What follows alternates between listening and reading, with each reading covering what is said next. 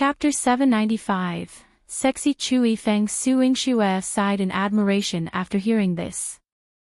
"And, you're impressive. You've managed to protect this madman and keep it a secret for so many years." This ability was probably not inferior to her mother's. Sheng's expression remained calm. "Compared to senior sister, I'm not capable enough. If she could be as decisive as Long Shuli, she wouldn't have been trapped here by Chu Yifeng for the past few years. She could poison him at any time and implement her plan." Su Yingxue felt that Sheng was being too modest.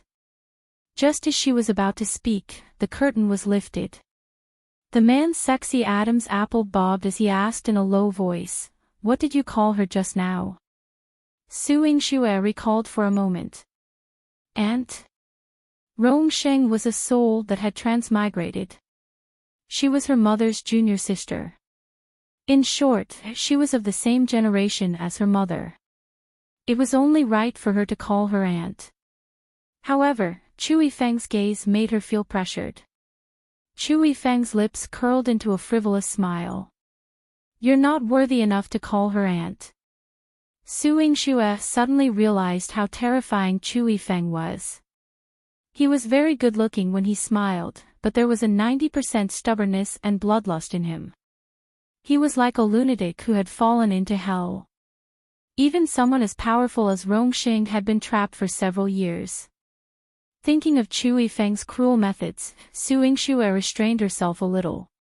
"Sister Sheng, let's discuss the plan to deal with Wu Dao." Sheng's expression darkened. A hand on her waist was holding her down, making it difficult for her to breathe. As she panted, she glanced at the man coldly. "Chu Yifeng. Is senior sister uncomfortable because of me?" Chu Yifeng lifted Sheng up and easily made her sit on his lap. His eyes seemed to be asking an innocent question. His hand had already reached into Sheng's clothes. Sheng's face turned red, and her voice trembled. "Stop. Now. Let's get down to business." Moreover, Su Yingxue was still here. Su Yingxue had already turned away when the two of them became intimate. She cursed in her heart. How could Chu Yifeng be so different from your highness, even though they came from the same womb? Like a madman. No, he was just a lunatic. Chu Yifeng fondled Sheng for a while. Seeing that Sheng was blushing and panting, he finally let her go. He turned around and leaned on the soft couch, his face relaxed. The long hair that fell from his cheek was extremely sexy and seductive. Wu Dao is not a person without a weakness. He thought that after killing you, he would have no vulnerability. Little did he know that you are the key to victory. But now, Chu Yihan is the one who's going to be in trouble. He said faintly, his face indifferent, as if Chu Yihan was not his biological brother but a stranger. "What's wrong with your highness? Is it the bloodthirst acting up?" Su Yingxue's anxiety was obvious. She knew that if she went missing, Chu Yihan would go mad looking for her. If Wu Dao took this opportunity to harm him, it's not just the bloodthirst but also the double blow of defeat. He might not survive. A shadow passed over Chu Yifeng's eyes. "I need to save your highness." Su Yingxue rushed out in a hurry. Chu Yifeng sneered. Su Yingxue couldn't get out. The area was strictly guarded. Hong kindly reminded her, "Miss Su, this is Master's Silver Moon Pavilion. Without his orders, no one can leave." Chapter 796. Unable to get out of Silver Moon Pavilion, I want to save your highness. "You all," Su Yingxue tried to break through. Her body had recovered, and she held the red jade soft whip, even using poison. But in the end, she was still forced back to her original position. Sheng looked at her calmly, as if she had already expected this outcome, her brows furrowed. On the soft couch, Chu Yifeng was being served by female slaves. He looked at her leisurely. Don't you want to try escaping again? With your stamina, you can still go down another floor. Su Yingxue whipped at him. Chu Yifeng, I don't have time to waste with you. If anything happens to your highness, I won't let you off. So hat. Chu Yifeng didn't seem to care at all, as if he was still joking with her. Your highness is your younger brother, and he is in danger now. As his elder brother, how can you not be anxious and not save him? Are you still his brother? Su Yingxue was still so angry that she wanted to hit someone. However, her whip was held in Chu Yifeng's hand. Anyone could tell that his martial arts were abnormally strong, on par with Chu Yihan. Chu Yifeng didn't show any signs of anxiety and told her, it's useless even if you're anxious now. You can't help him in his battle, and you can't appear in Wu Dao's sight. With such a casual remark, Chu Yifeng simply dismissed Su Yingxue. Miss Su, please come with me to rest. Master has prepared a room for you. Hong walked to Su Yingxue's side and said politely. Chu Yihan was in danger, so how could Su Yingxue be willing to rest? You go back first, Rong said, holding her hand. She glanced back. Don't fight him head-on and waste your energy. I'll let you know if there's any news about Chu Yihan. Su Yingxue's heart felt like it was being crushed by a huge rock. No matter how unwilling she was, she could not do anything. She could only bite her lip. All right, I'll wait for your news. She couldn't escape, so she could only leave temporarily. After she left, only Chu Yifeng and Rong were left in the room. The Silver Moon Pavilion was magnificent, comparable to a palace. It would not be an exaggeration to say that Chu Yifeng was the emperor of Yingxue City. The room was filled with incense. Rong frowned and walked to Chu Yifeng's side. Chu Yihan was in danger. You sent someone to save him. Her tone was very certain. She had no evidence to prove this, but her understanding of Chu Yifeng made her feel certain. Chu Yifeng's eyes sparkled with a hint of a smile, his picturesque features becoming even more stunning.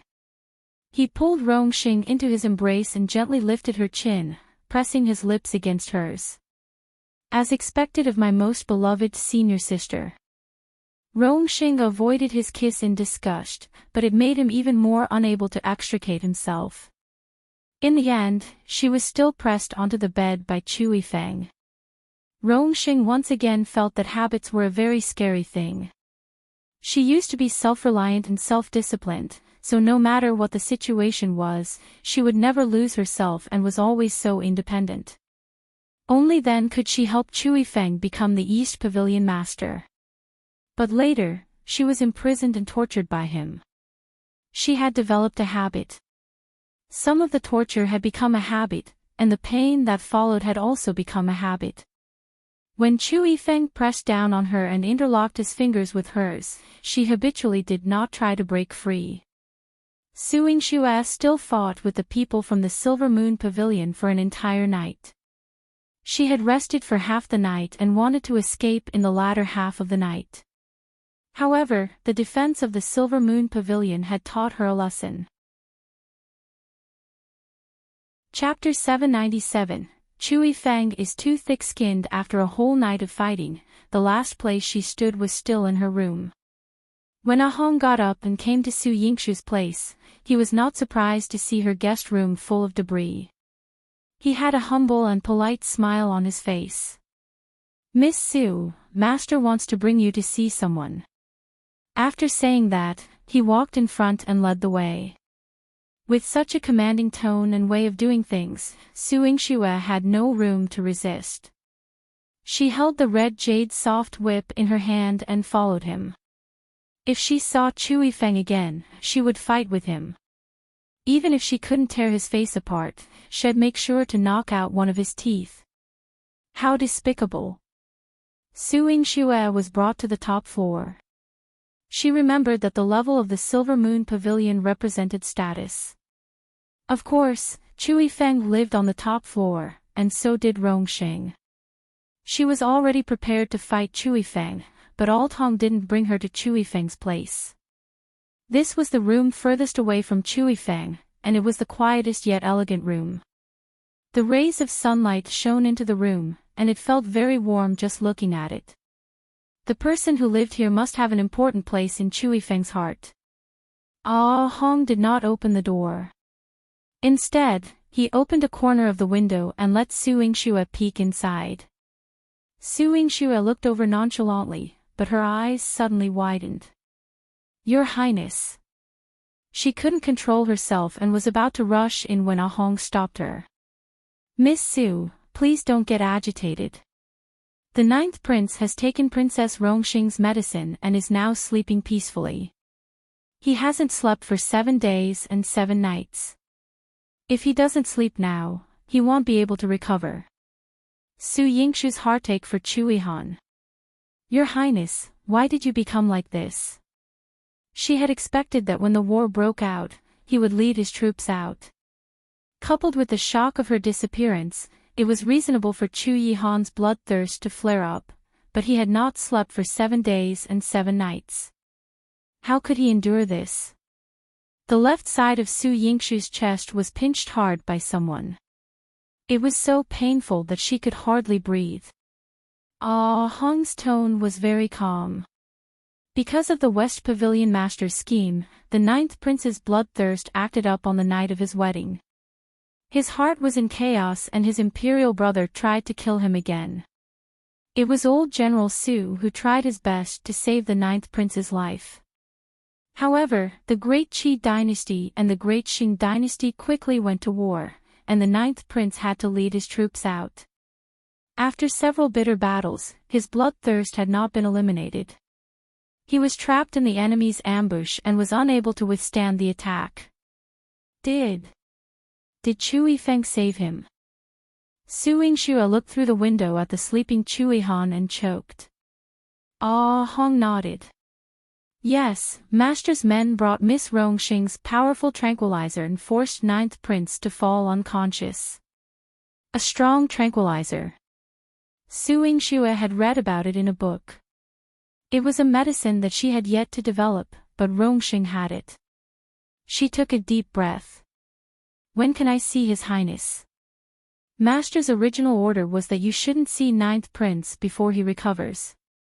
Princess Rongxing will be responsible for curing Jiu Wangye. Hong said. "Why don't you let me treat him?" Su Yingxue bit her lip. "Because your medical skills can't compare to Rongxing's." Chu Yifeng's mocking voice could be heard. "You!"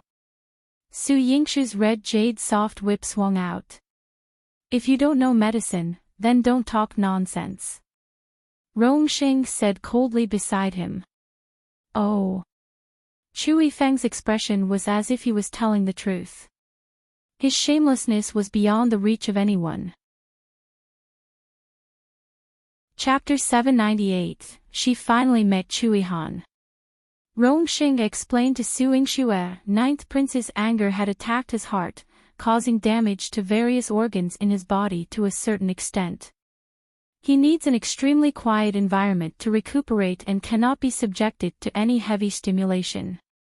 I'm worried that if you see him now, it might lead to complications. So, I propose waiting for him to recover for a few days before revealing the truth to him. Do you have any objections? Rongxing's voice remained very cold, like that of an otherworldly fairy, but Su Yingxue could discern the concern in her tone. She nodded in agreement. "Thank you, sister." Rongxing hummed in acknowledgement and fell silent thereafter.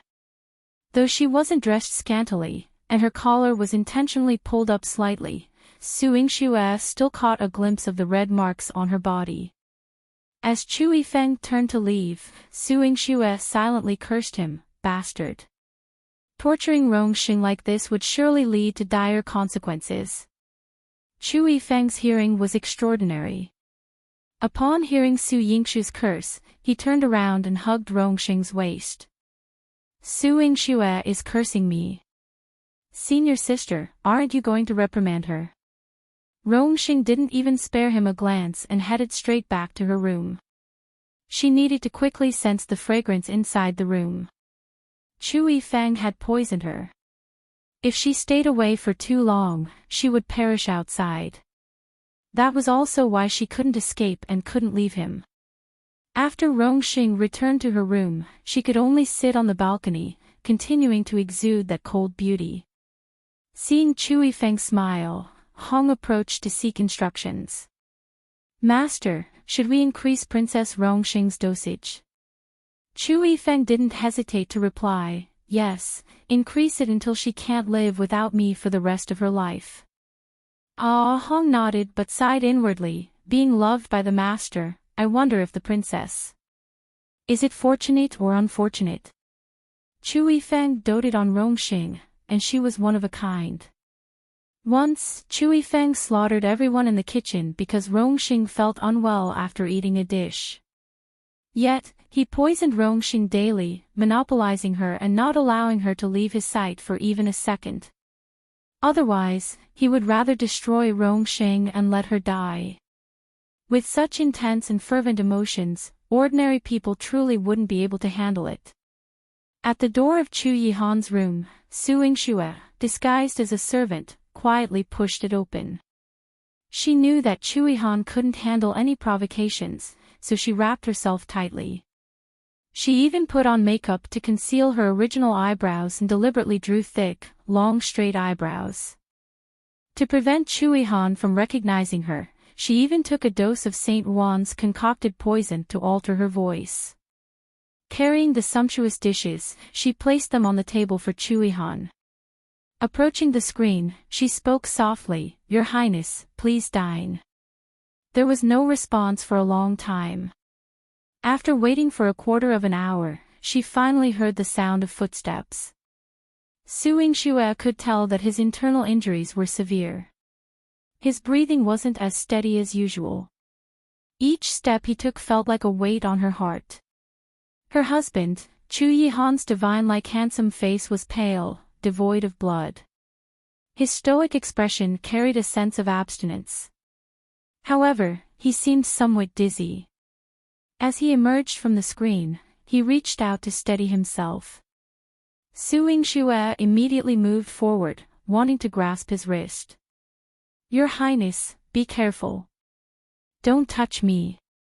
Chu Yihan's movements were swift as he pushed her away. His body swayed from her rejection, and he grabbed onto the screen to steady himself. Seeing his white-knuckled grip on the screen, Yingxue desperately wanted to stabilize him. However, Chu Yihan's gaze turned cold as he rebuked, "Other than her, no one is allowed to approach me. Leave." Chapter 799. He forbids other women from touching him. Who is she? Why is she so domineering? Yingxue exclaimed, stomping her feet in frustration. "She is my wife," Chu Yifeng responded. Yingxue was shocked by his response. Yingxue widened her eyes in astonishment. She was momentarily speechless. I didn't so domineering. I promised her that, apart from her, I would never have any contact with another woman in this world," Chu Yifeng explained. Despite Chu Yihan's evident coughing and unsteady steps, he adamantly refused Yingxue's assistance. Gritting her teeth, Yingxue felt a pang of bitterness. "Do you care so much about what I say? It was just a jest." It was because Yizhenjin had coveted him that she had made that declaration, forbidding any woman from approaching her. But even in her absence today, he rejected even a simple act of support. Yingxue stealthily wiped away the tears in her eyes and approached him. She adopted a voice he had never heard before. "It was merely a jest. Why take it so seriously? Princess Rongxing, who attends to you, is also a woman. Doesn't she touch you? How could she not touch him when she needed to take his pulse, examine him, and administer medicine?" Chu Yihan shook his head. "She knows how to diagnose the pulse using the thread." Yingxue gasped. What about administering medicine? You are her patient, and your status is so noble. Do you intend to allow someone else to apply medicine to you? No need. Pavilion Master is here, Chu Yihan replied. He was still as cold as ever, his demeanor as placid as a deep well. Yingxue felt a stifling sensation in her chest.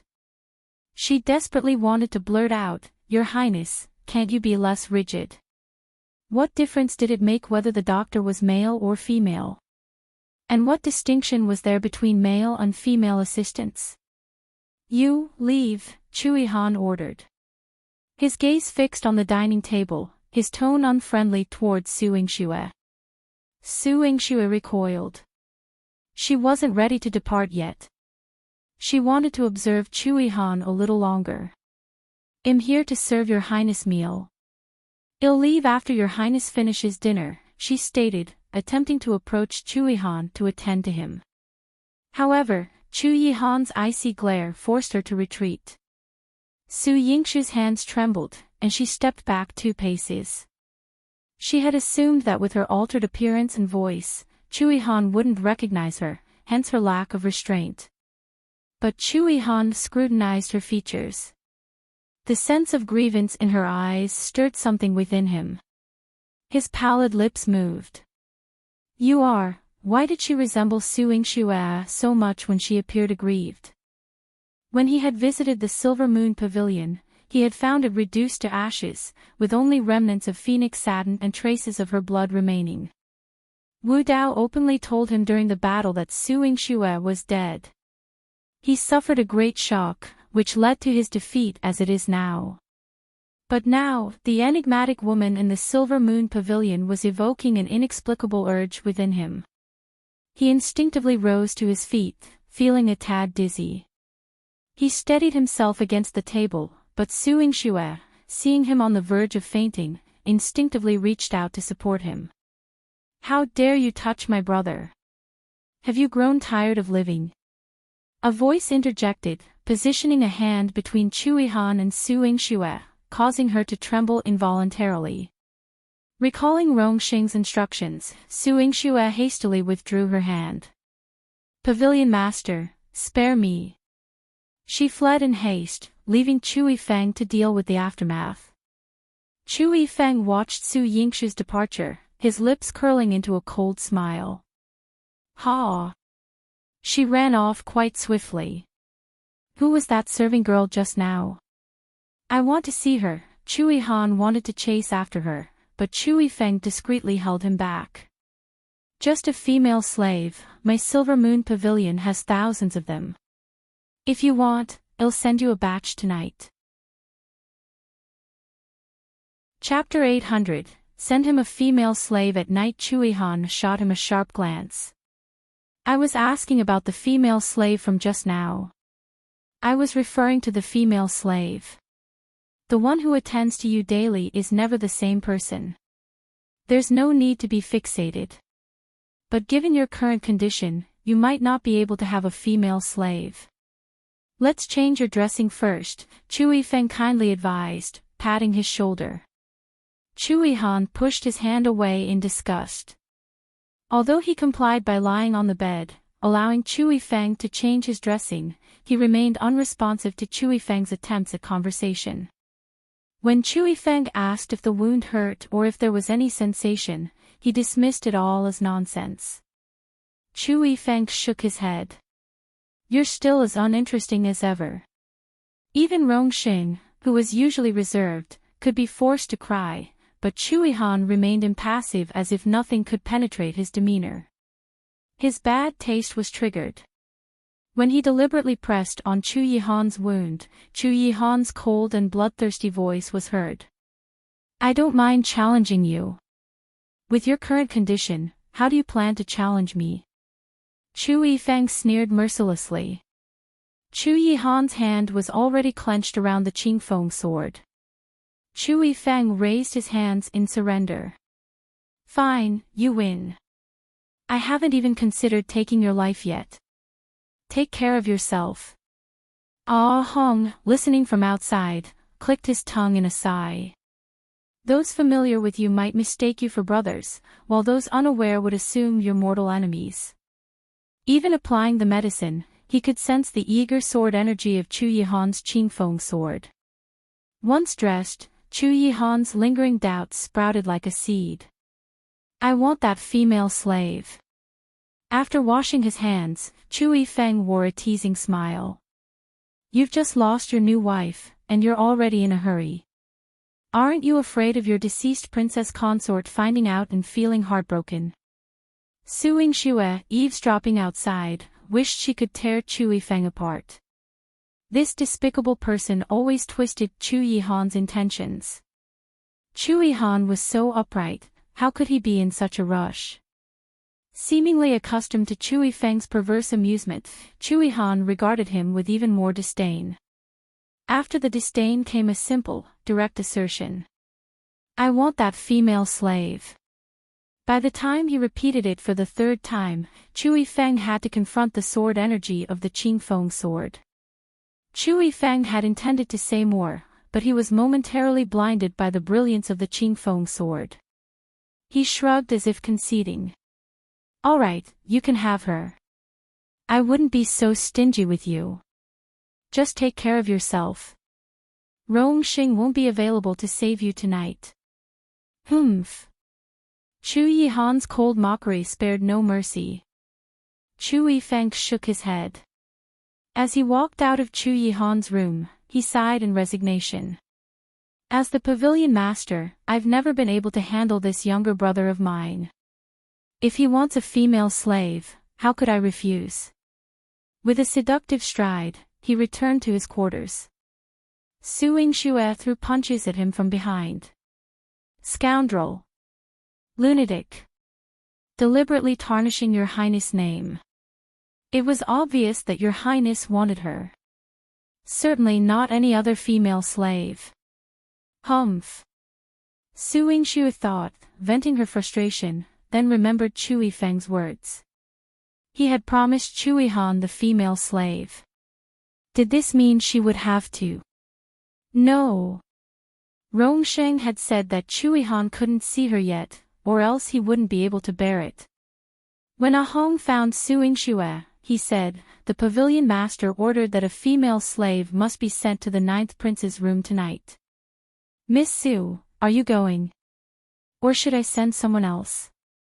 Of course I can't go. Su Yingxue gritted her teeth in frustration. If she could see Chu Yihan, would she need to dress up like this? But to let someone else go, Su Yingxue's heart ached a little. Chapter 801, He's jealous of anything. When Su Yingxue asked Rong Sheng about it, Rong Sheng immediately decided and said, send another female slave to the 9th prince's room. At the same time, she gripped Su Yingxue's hand firmly. No matter what, you can't reveal your true identity to him in the next few days. Otherwise, the treatment plan I gave him will be wasted. Su Yingxue's heart sank. She wasn't jealous that another female slave was going to Chu Yihan's room instead of her. It wasn't because of jealousy. She simply couldn't bear the thought of anyone else having this opportunity with Chu Yihan. But her unease was calmed by Rong Sheng's reassuring presence. Rong Sheng agreed and took her to a spot where they could observe Chu Yihan's door. They could catch a glimpse of him when he opened it. Perhaps Chu Yihan wouldn't step out, but at least Su Yingxue could see him for a moment. Gratefully, Su Yingxue looked at Rong Sheng. Thank you, sister. Rong Sheng nodded, feeling somewhat strange. Long Shuli was her senior, and although she had transmigrated into the body of Princess Bailing, who was in her 20s, Su Yingxue should technically be her junior. Yet, she kept calling her sister. Su Yingxue also sensed her discomfort and whispered softly in her ear, it's just a form of address, don't worry too much about it. In my heart, you're as formidable as my own mother. Rong Sheng objectively responded, there's still a big gap between me and senior sister. But as for the title, it's really not worth worrying about. Whether she called her aunt or sister, she would protect Su Yingxue like her own daughter. Outside the screen, Chu Yifeng lounged on the soft couch, attended to by a fragrant woman. Despite the luxury, his brow was furrowed in thought. Hong, who had been with him for years, knew that his master's moods were often tied to Rong Sheng. His current discontent likely stemmed from Rong Sheng's closeness to Su Yingxue. Their master got jealous over anything involving Princess Rong Sheng. No matter male or female, none were rejected. But Rong Sheng's naturally aloof demeanor meant she didn't get close to anyone, except for Su Yingxue, who was an exception. So, Chu Yifeng's desperate jealousy made sense to Hong. Master, should we pick a beautiful slave to send to the 9th princess tonight? Old Hong suggested. A female slave fed Chu Yifeng a peeled grape, urging, "Pavilion master, open up." Chu Yifeng ate the grape without even glancing at the female servant. With his hands behind his head, he raised an eyebrow. "I'll personally go to pick." When it came to choosing women for his brother, his taste wouldn't falter. In the evening, Rong Sheng brought Su Yingxue to sit opposite Chu Yihan's room, where they could observe the situation at Chu Yihan's door through a small gap. The mere thought of a female slave appearing in Chu Yihan's room made Su Yingxue want to kill Chu Yifeng. It was all his fault. If he chose a pretty girl, she would have a grudge with Chu Yifeng. Chu Yifeng didn't care at all. He even personally escorted the female slavito Chu Yihan's door. When Chu Yihan opened the door and saw Chu Yifeng, he furrowed his brow slightly. His gaze fell on the female slave behind Chu Yifeng, who was dressed in a peach-pink fairy dress and had her face covered with a veil, making it hard to see clearly. Chu Yihan had no choice but to open the door and let them both in. As soon as Chu Yifeng entered, he teased the female slave bee, tugging at a strand of her hair, and chuckled softly. "The pavilion master's brother specifically requested you. Go and serve him." Chapter 802. Chu Yihan was so angry that he vomited blood. He deliberately maneuvered behind the female servant and nonchalantly kicked the slightly ajar door open. Outside, as long as Rong Sheng and Su Yingxue's eyes were functional, they could witness the female servant cozying up to Chu Yihan, lifting the medicine bowl and offering it to his lips. Su Yingxue's fists clenched tightly as she uttered each syllable with biting intensity. "Chu Yifeng. This scoundrel." It was one thing for him to purposefully send a woman to Chu Yihan, but to allow them to get so intimate. She didn't want Chu Yihan to drink that medicine but for the sake of his health. If she were there, she would have to convince Chu Yihan to take it. Both Rong Sheng and Su Yingxue observed clearly that Chu Yihan didn't immediately drink the medicine. Lip reading, Chu Yihan said, "Remove the veil." The female servant appeared troubled. Her gaze shifted to Chu Yifeng. Chu Yihan lifted a lock of hair with his index finger and caressed it gently. He looked sexy and seductive. "They're all women. The ones I choose for you won't be lacking in beauty. Why do you need to pry into her identity? Not only does this medicine heal, but it also offers one a night of forgetfulness, so you don't have to be so reserved." On the other side, Su Yingxue exploded in rage. She kicked the table hard. "Chu Yifeng is insane. He dares to give your highness this medicine. Isn't he going to take his life?" Chu Yihan had yet to recover from his serious injuries, yet he was still asking him to forget about it. "Chu Yifeng, you are a lunatic." Su Yingxue silently cursed him. Rong Sheng pursed his lips and said coldly, "Chu Yifeng has boundaries. While the medicine might induce forgetfulness, it won't kill 9th prince." But it had to be acknowledged, this was Chu Yifeng's depravity. Truly despicable. Chu Yihan remained unmoved, his eyes chillingly void. "Remove the veil." His aura exuded an irresistible imperial dominance, causing the female servants to tremble in fear.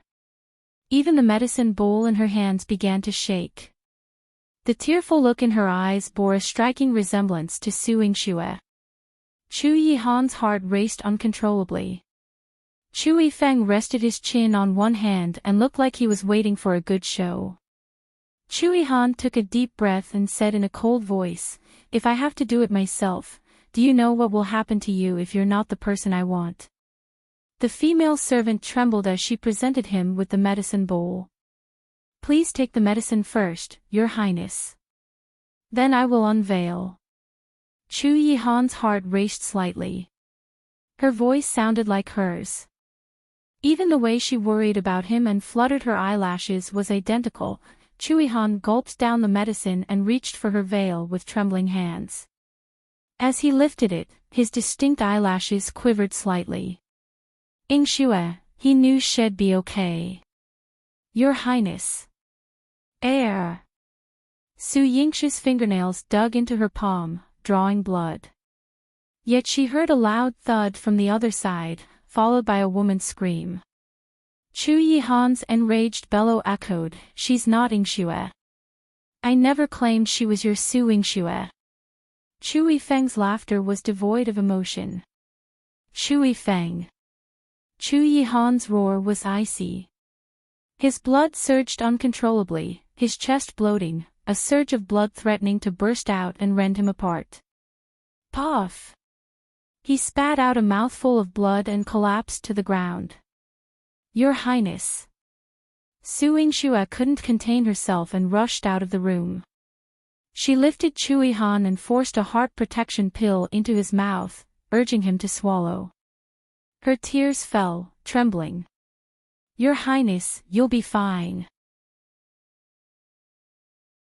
Chapter 803, He's a devil. Su Yingxue would save him. He would be fine. If you don't give him the medicine, he might wake up faster. Chu Yifeng scoffed. "Chu Yifeng, do you even deserve to be called his brother? You're not his family, you're clearly someone who wants to harm him." Su Yingxue shouted at Chu Yifeng, her red jade soft whip no longer restrained. Rong Sheng approached Chu Yihan. She wrapped a handkerchief around his wrist to take his pulse and check his condition. His expression eased, "Don't worry. He's vomited out the blood clot in his chest. With the medicine, he'll recover faster." Su Yingxue couldn't believe it. When she took Chu Yihan's pulse, she found Rong Sheng's words to be true. She turned to Chu Yifeng, puzzled. "Did you purposely treat your highness like this just to make him vomit out the blood clot?" "Ha!" Chu Yifeng sneered before leaving. Su Yingxue helped Chu Yihan back to bed. His pale face tugged at her heartstrings. She lay beside him, reluctant to let go of his hand. Rong Sheng suggested, "You're good at acupuncture. If you give him acupuncture now, he'll recover faster." Su Yingxue nodded and retrieved her set of silver needles from the Medicine King Valley. After applying the needles to Chu Yihan, she heard his breathing become much more even. After they finished, Rong Sheng escorted her back to his room. Along the way, she took the initiative to speak. "Chu Yifeng is cruel and vile, but he would never harm his brother. He's his only family in this world." In the modern world, her parents divorced and separated early, so she had no concept of kinship from a young age, hence her indifference. However, she knew that Chu Yifeng was different. He loved his mother and brother dearly. Even though they were miles apart, he never stopped caring for Chu Yihan. Every time Chu Yihan fought, he was there. When Chu Yihan's bloodthirst acted up, it was Chu Yifeng who held the Qingfeng sword and killed his enemies for him. Su Yingxue was flustered and anxious just now. She kept thinking that if she killed Chu Yifeng, Chu Yihan would not blame her. But hearing Rong Sheng's words, her voice was exceptionally cold, like the fairy dew of the Jade Lake. It was so cold that it was unattainable, but it carried a comforting force. Thinking back, Chu Yifeng's method was indeed a little vile. It made her feel uncomfortable and Chu Yihan felt uncomfortable. But in the end, Chu Yihan vomited out the blood clots, and she could even personally administer acupuncture on Chu Yihan to make him recover faster. This outcome was unexpectedly good. Sister, do you know Chu Yifeng well? Yingxue asked curiously. Yes. Rong nodded lightly. She saved Chu Yifeng, taught him, and even, Rong had been entangled with him day and night, so she naturally understood his temperament. Sister, it must be tough being with Chu Yifeng. He's so vile that he can kill anyone without even being noticed by others, Yingxue remarked. She recalled his actions today. He could have planned everything silently, but if he wanted to kill someone, he could do it without a sound. They might even miss him. For example, the female slave that he had brought to Chu Yihan's place just now. From the expression of the female slave, she was infatuated with Chu Yifeng and not Chu Yihan. Rong halted. There was no emotion on her cold face. I'm not with him. I'll never be with him in this life.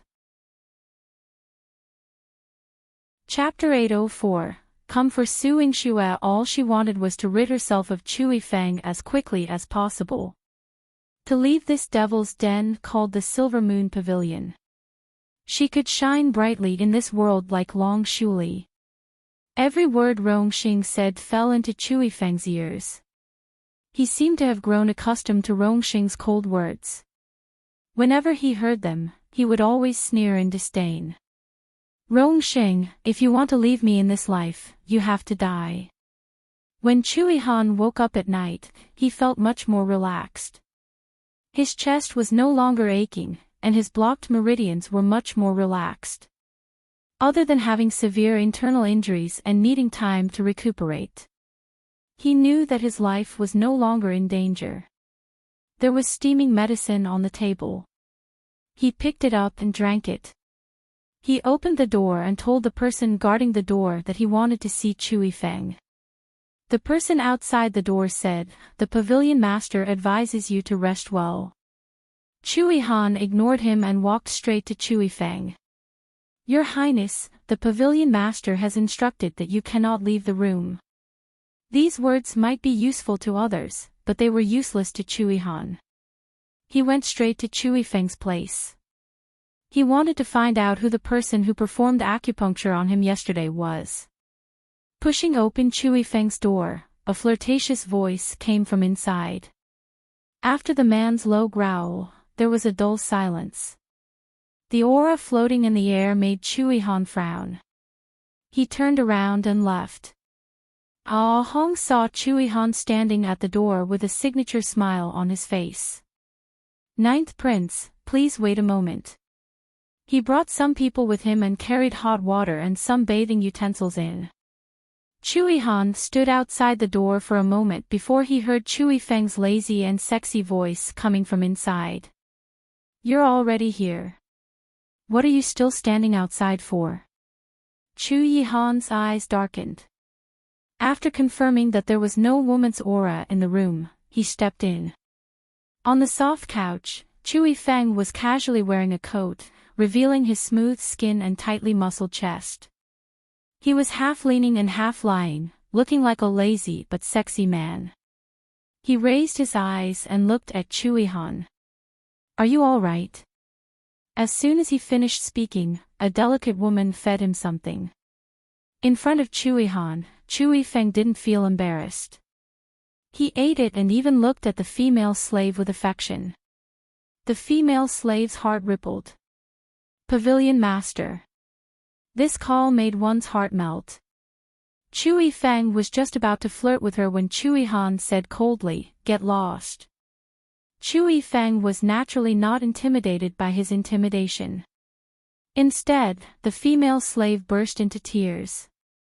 She looked up at Chu Yihan as if she had seen the Grim Reaper. She quickly covered her face and ran away crying. Chu Yifeng felt a little regretful. He pointed at Chu Yihan and said, "You're going to be alone for the rest of your life. How can there be a woman who likes you?"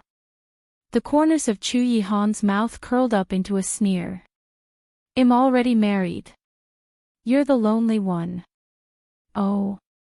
You're flaunting yourself just because your wounds have healed." The princess died on the night of the wedding.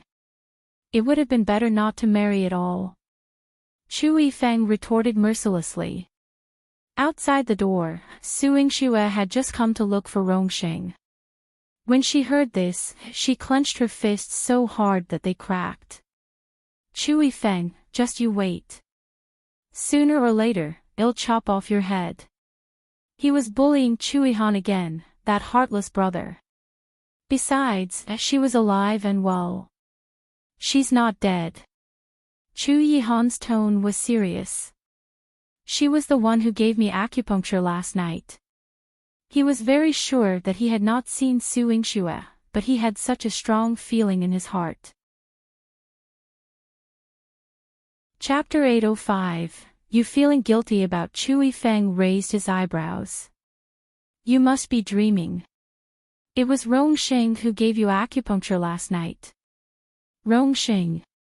Chu Yihan looked at Chu Yifeng mockingly. Since that's the case, I'm still a little uncomfortable. Please ask Princess Rong Sheng to give me another treatment.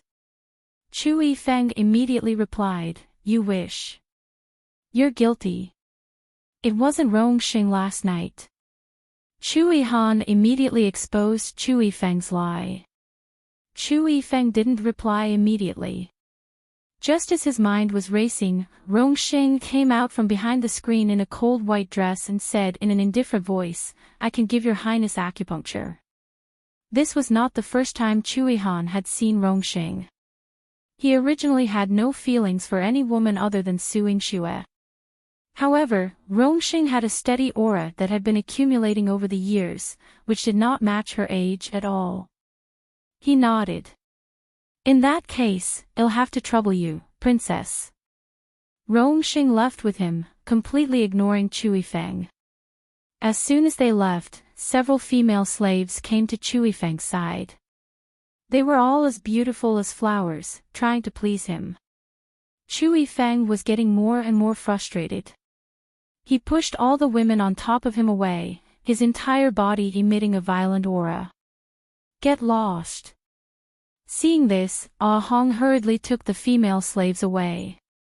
Master, do you want to bring Princess Rong Sheng back? It's also possible to knock out the 9th prince and let Su Yingxue go. Chu Yifeng was about to nod when Su Yingxue appeared at the door. I'm not going. I've discussed acupuncture with Sister Rong Sheng. It's good to let her perform acupuncture on your highness. I don't need to disturb your highness. If he gets angry, all my previous efforts will be in vain. For the sake of your highness' health, I won't disturb Sister Rong Sheng and your highness. Pavilion Master, your highness is your biological brother. You won't be so ruthless and watch him die, right? Su Yingxue's pretty face was full of smiles as she finished speaking and then left. She imagined that the expression on Chu Yifeng's face must be very interesting. Ah Hong was in a worse state. The fool was his master. When Chu Yifeng was upset, the people serving him certainly had no good days. Ah Hong had spent the whole day with the crazy Chu Yifeng. One moment, he wanted to watch the trial, the next moment, he wanted the female slaves, and the next moment, he chased everyone out. He ran to Rong Sheng and begged for mercy. Princess, your highness, you're done with the acupuncture. You can go back now. If she stayed any longer with Chu Yihan, Chu Yifeng would go crazy. Rong Sheng was still sitting in front of Chu Yihan, unhurriedly. It's not done yet. I can't go back. This Pavilion Master has many famous doctors. It's not that they don't know how to do small things like acupuncture. They can help you, no. No. Chu Yihan and Rong Sheng said in unison. They were expressionless, but their words were consistent. Ah Hong lowered his head. These two masters were not to be trifled with. He should continue to suffer. Once Ah Hong left, Rong Sheng put away the needle in her hand. She was cold and indifferent to everyone. Chu Yihan wouldn't have invited Rong Sheng if he didn't have doubts. Is the person who gave me the acupuncture okay? Chu Yihan's eyes softened at the mention of her. She's fine. Rong Xing replied lightly. The two of them only said one sentence before Rong Xing left. She did not return to Chu Yifeng's place but went to the back mountain. Other than purgatory, the other side was a beautiful scenery. The sun slowly set, and the water met the sky in a line.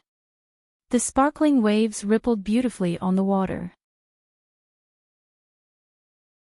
Chapter 806, Crazy Monopolization. Rong Xing had just arrived when a pair of iron-like hands shackled her from behind. They forcefully pulled her into an embrace, pressing her down tightly, as if trying to meld her into their body. Rong Xing was used to his rough treatment. She wouldn't cry or beg for mercy. It wasn't until Chu Yifeng's hand pressed down on her, leaving her gasping for air, that she struggled to speak. Chu Yifeng, if you want to kill me, just do it. You don't have to torture me like this. Day by day, he tormented her. Chu Yifeng was slightly stunned, and then a trace of wickedness seeped into his eyes, like an evil emperor. I won't kill you. His hand coiled around Rong Xing's neck like a giant python, slowly tightening and forcing her to breathe. I will only trap you, imprison you, and bind you to my side. Even in death, your ashes will sleep in my arms. Chu Yifeng.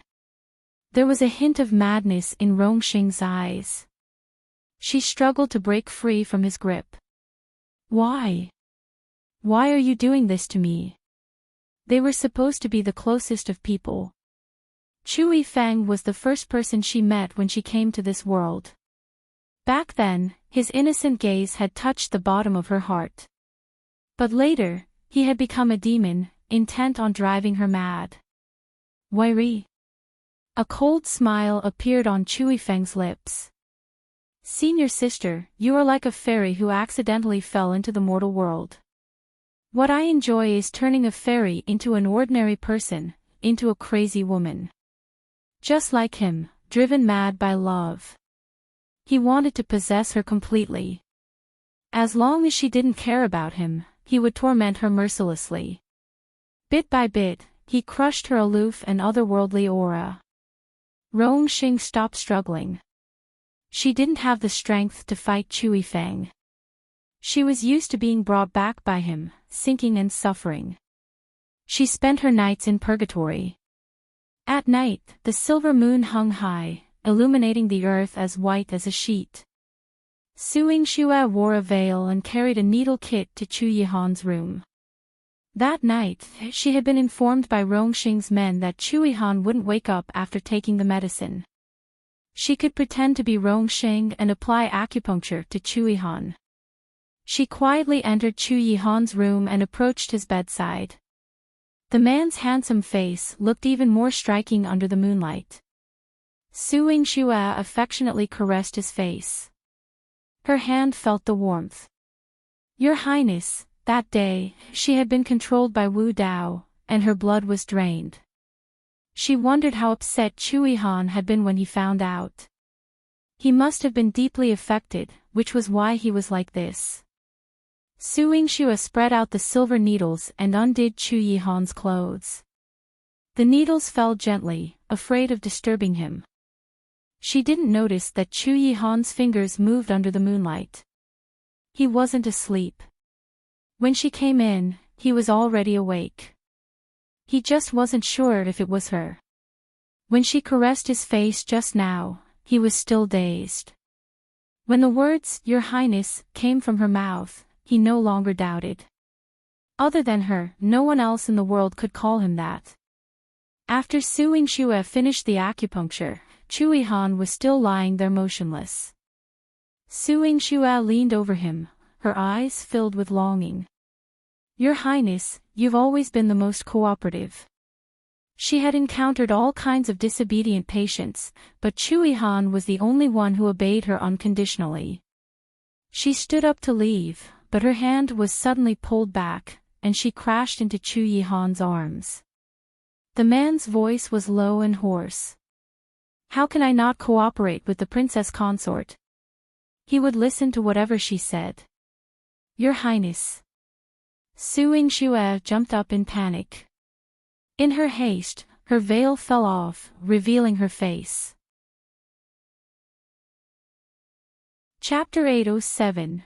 Wei wants to die with her. She hurriedly covered her face with her sleeve and purposely pinched her voice, screaming, Your Highness, you have the wrong person. I am not your princess consort. I'm leaving now.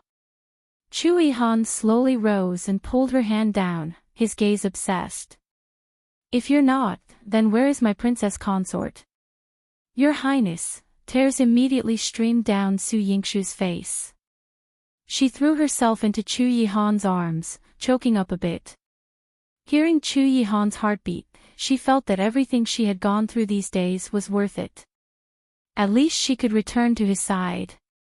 Oh no. Your Highness, are your internal injuries okay? Has your bloodthirst acted up? Does your chest hurt? Su Yingxue suddenly realized she shouldn't let him know yet. She was afraid that his blood would surge, causing his bloodthirst to act up again, and harm himself. Chu Yihan gently pinched her face. After expelling the clotted blood, the bloodthirst will not act up again, and with your 2 acupuncture treatments, I am much better. That's good. Su Yingxue breathed a sigh of relief. She suddenly thought, wait, if you're not going to fall ill again, why did Chu Yifeng forbid me from seeing you? That man was annoying. He didn't let you come, but didn't you still come? Chu Yihan's lips curved slightly. That's right, I wouldn't listen to him anyway, but Su Yingxue was puzzled when suddenly, a thought connected everything in her mind. Bringing back the seriously injured Chu Yihan, claiming his bloodthirst would prevent him from getting overly emotional, then deceiving them both by sending a female slave who looked like her to Chu Yihan, making him so angry he spat blood, thus creating an opportunity for her to sneak to Chu Yihan's side. This is all his scheme. She suddenly realized. Chu Yifeng had been playing with her and Chu Yihan. Su Yingxue's face puffed up with anger. Your Highness, your brother is so wicked. Why couldn't he just let me and Rong treat you properly?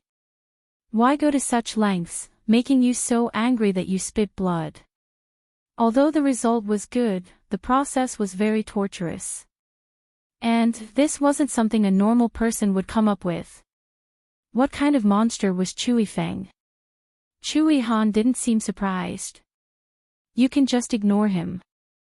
Chu Yifeng's way of doing things was always different from his. They would never interfere with each other unless it crossed a line. For example, if Chu Yifeng used Su Yingxue to make fun of him, he would ensure he knew the consequences. He pulled Su Yingxue into his arms, and they lay on the bed, sharing their deepest feelings. That day, I was overjoyed to enter the bridal chamber, but you weren't there. Not being able to find you was the most disheartening moment of my life.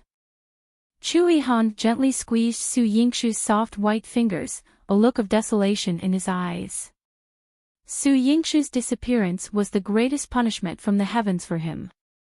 When he went to the Silver Moon Pavilion, it was already engulfed in flames. He rushed in without a second thought, expecting to see Su Yingxue. But he only saw Wei, burned by the fire. He clung tightly to Su Yingxue's wedding dress, standing in the sea of fire. Even though the flames had already reached him, burning him into a human torch, he didn't move. He preferred to endure the agony of being burned alive. He said he smelled Su Yingxue's blood and believed she had died there. He stood in the spot with Su Yingxue's blood, determined to accompany her in death. Wei lost his soul and he went mad. He crazily sealed off Jiangdu City, searching for any trace of Silver Moon Pavilion's people, but Wu Dao and Hong Lian had disappeared quickly. Chapter 808. Warmth from body to heart. Everything was premeditated. Even though he found out that it was Yi Zhenjin who stabbed Su Yingxue, causing her to be controlled by Wu Dao. In a fit of anger, he killed Yingxue and threw Marquis Changxin into prison. But how could this be compared to Su Yingxue? Even if he executed the entire household of Marquis Changxin, he wouldn't be able to get back a single strand of Su Yingxue's hair. Did your highness execute the entire household of Marquis Changxin? Su Yingxue was shocked. Weren't Su Aoqing and Yi Lingbai both implicated by Yingxue? How innocent they were. Chu Yihan shook his head and said in a low voice, "Your grandfather pleaded for mercy, the rest were spared." At that time, if not for Su Qingji stopping him, no one could have saved the household of Marquis Changxin. He remembered that when he was crazed, Su Miaoyan shouted in front of him, "Your Highness, my sister wouldn't want to see you implicate the innocent." The madam and heir of Marquis Changxin were also harmed by Yingxue. They are also my sister's patients. If you kill them, my sister will be sad. At that moment, thinking of your sadness, I couldn't do it. Chu Yihan's face was buried deep in Su Yingxue's embrace. He inhaled the unique fragrance on her body, and his heart finally calmed down a little. Su Yingxue hugged him tightly. Her heart was extremely soft. When Chu Yihan told her everything, she was still worried about one person. Your Highness, how is Ziwei? How could he stand in the fire like a fool and be burned by the raging flames without knowing to leave? Saint Wan saved him. Chu Yihan's voice was calm, and Su Yingxue's heart finally settled down. She and Chu Yihan slept in each other's arms. Their bodies leaned against each other, emitting warmth that warmed their hearts. The night was gentle and lingering. The next day, Chu Yifeng was lazily lying on the soft couch with a satisfied look on his face when the door was kicked open. Chu Yifeng thought it was his younger brother coming to settle the score. After all, no one would dare to kick down the door of the Silver Moon Pavilion master other than Chu Yihan. Rong Sheng was not such an uncultured person. However, when he saw Su Yingxue, she swung her whip at him. He immediately sat up and dodged. The pillow and armrest beside him were all shattered. His soft couch, which was worth tens of thousands of taels, was destroyed just like that. Chu Yifeng frowned. Su Yingxue, are you tired of living? Boom! What followed was a whistling sword energy. If Chu Yifeng hadn't been so skilled in martial arts and dodged quickly, he would have been smashed into pieces by the Qingfeng sword, just like his soft couch. Forget about Su Yingxue, this sword was swung by his younger brother.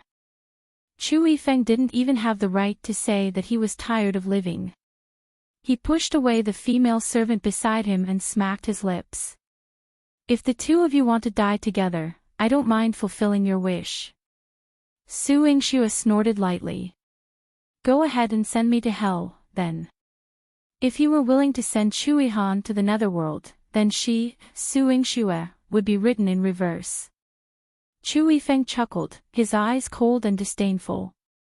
Do you think I don't dare? Wu Dao has already reached Bamboo Leaf Pass. As long as I send you there, will you still be alive? At that time, you won't be able to live either. Behind the white screen, Rong Sheng's cold and ethereal figure appeared. Chu Yifeng chuckled. The few of you are quite neat now. Were they planning to scheme against him together? Unfortunately, even with his younger brother, Chu Yihan, these people were not his match. Chu Yihan was currently seriously injured. He could still break a soft couch, but they wanted to fight him. He was going to hold a funeral for him tomorrow. Chapter 809, Sweet Snuggle, we are not joking. If Wu Dao doesn't die, none of us, or even the entire world, will have a good life. Rong Sheng's eyes were cold, and her face was solemn. This matters not only concerned her, who was deceived by Wu Dao, but also to Su Yingxue and Chu Yihan, who were poisoned. It also concerned this era and this world. If they all died at the hands of Wu Dao, this world would become his. Given his madness, how many disasters would the people of the world have to endure? Senior sister, how come I never knew you had such a kind heart and cared about the world?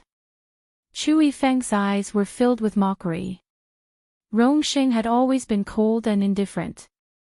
She was unmoved by anyone's death. Back then, when he had begged her to save him like a good-for-nothing, she hadn't even spared him a glance. Now, she was displaying such righteousness. Rong clenched her fists so tightly that her nails dug into her palms. She said lightly, Chu Yifeng, help us kill Wu Dao, and I'll let you do whatever you want with me. She was willing to sacrifice herself, to let Chu Yifeng do as he pleased with her. After all, she was poisoned by him and couldn't leave him for even a day. Her life no longer mattered. Chu Yifeng lifted a lock of hair by his ear and sneered.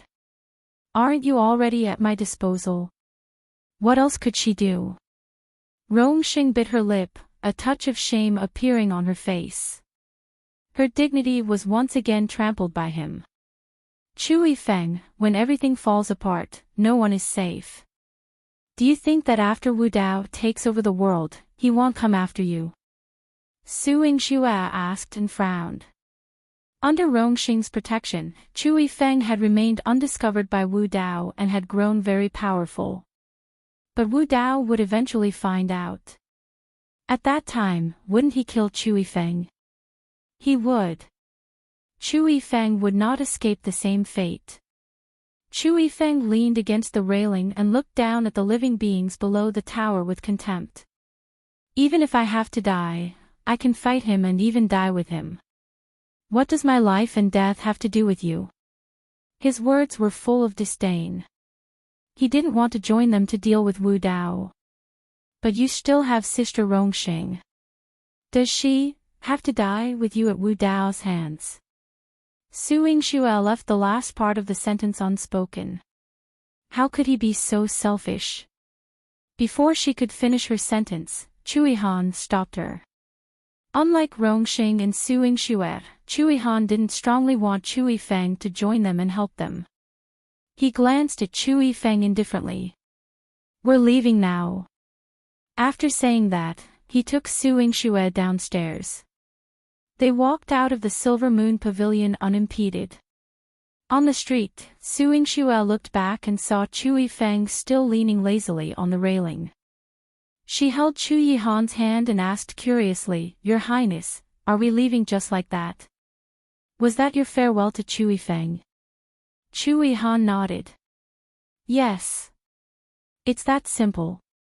Your Highness, the way you two brothers interact is too special. It was truly surprising.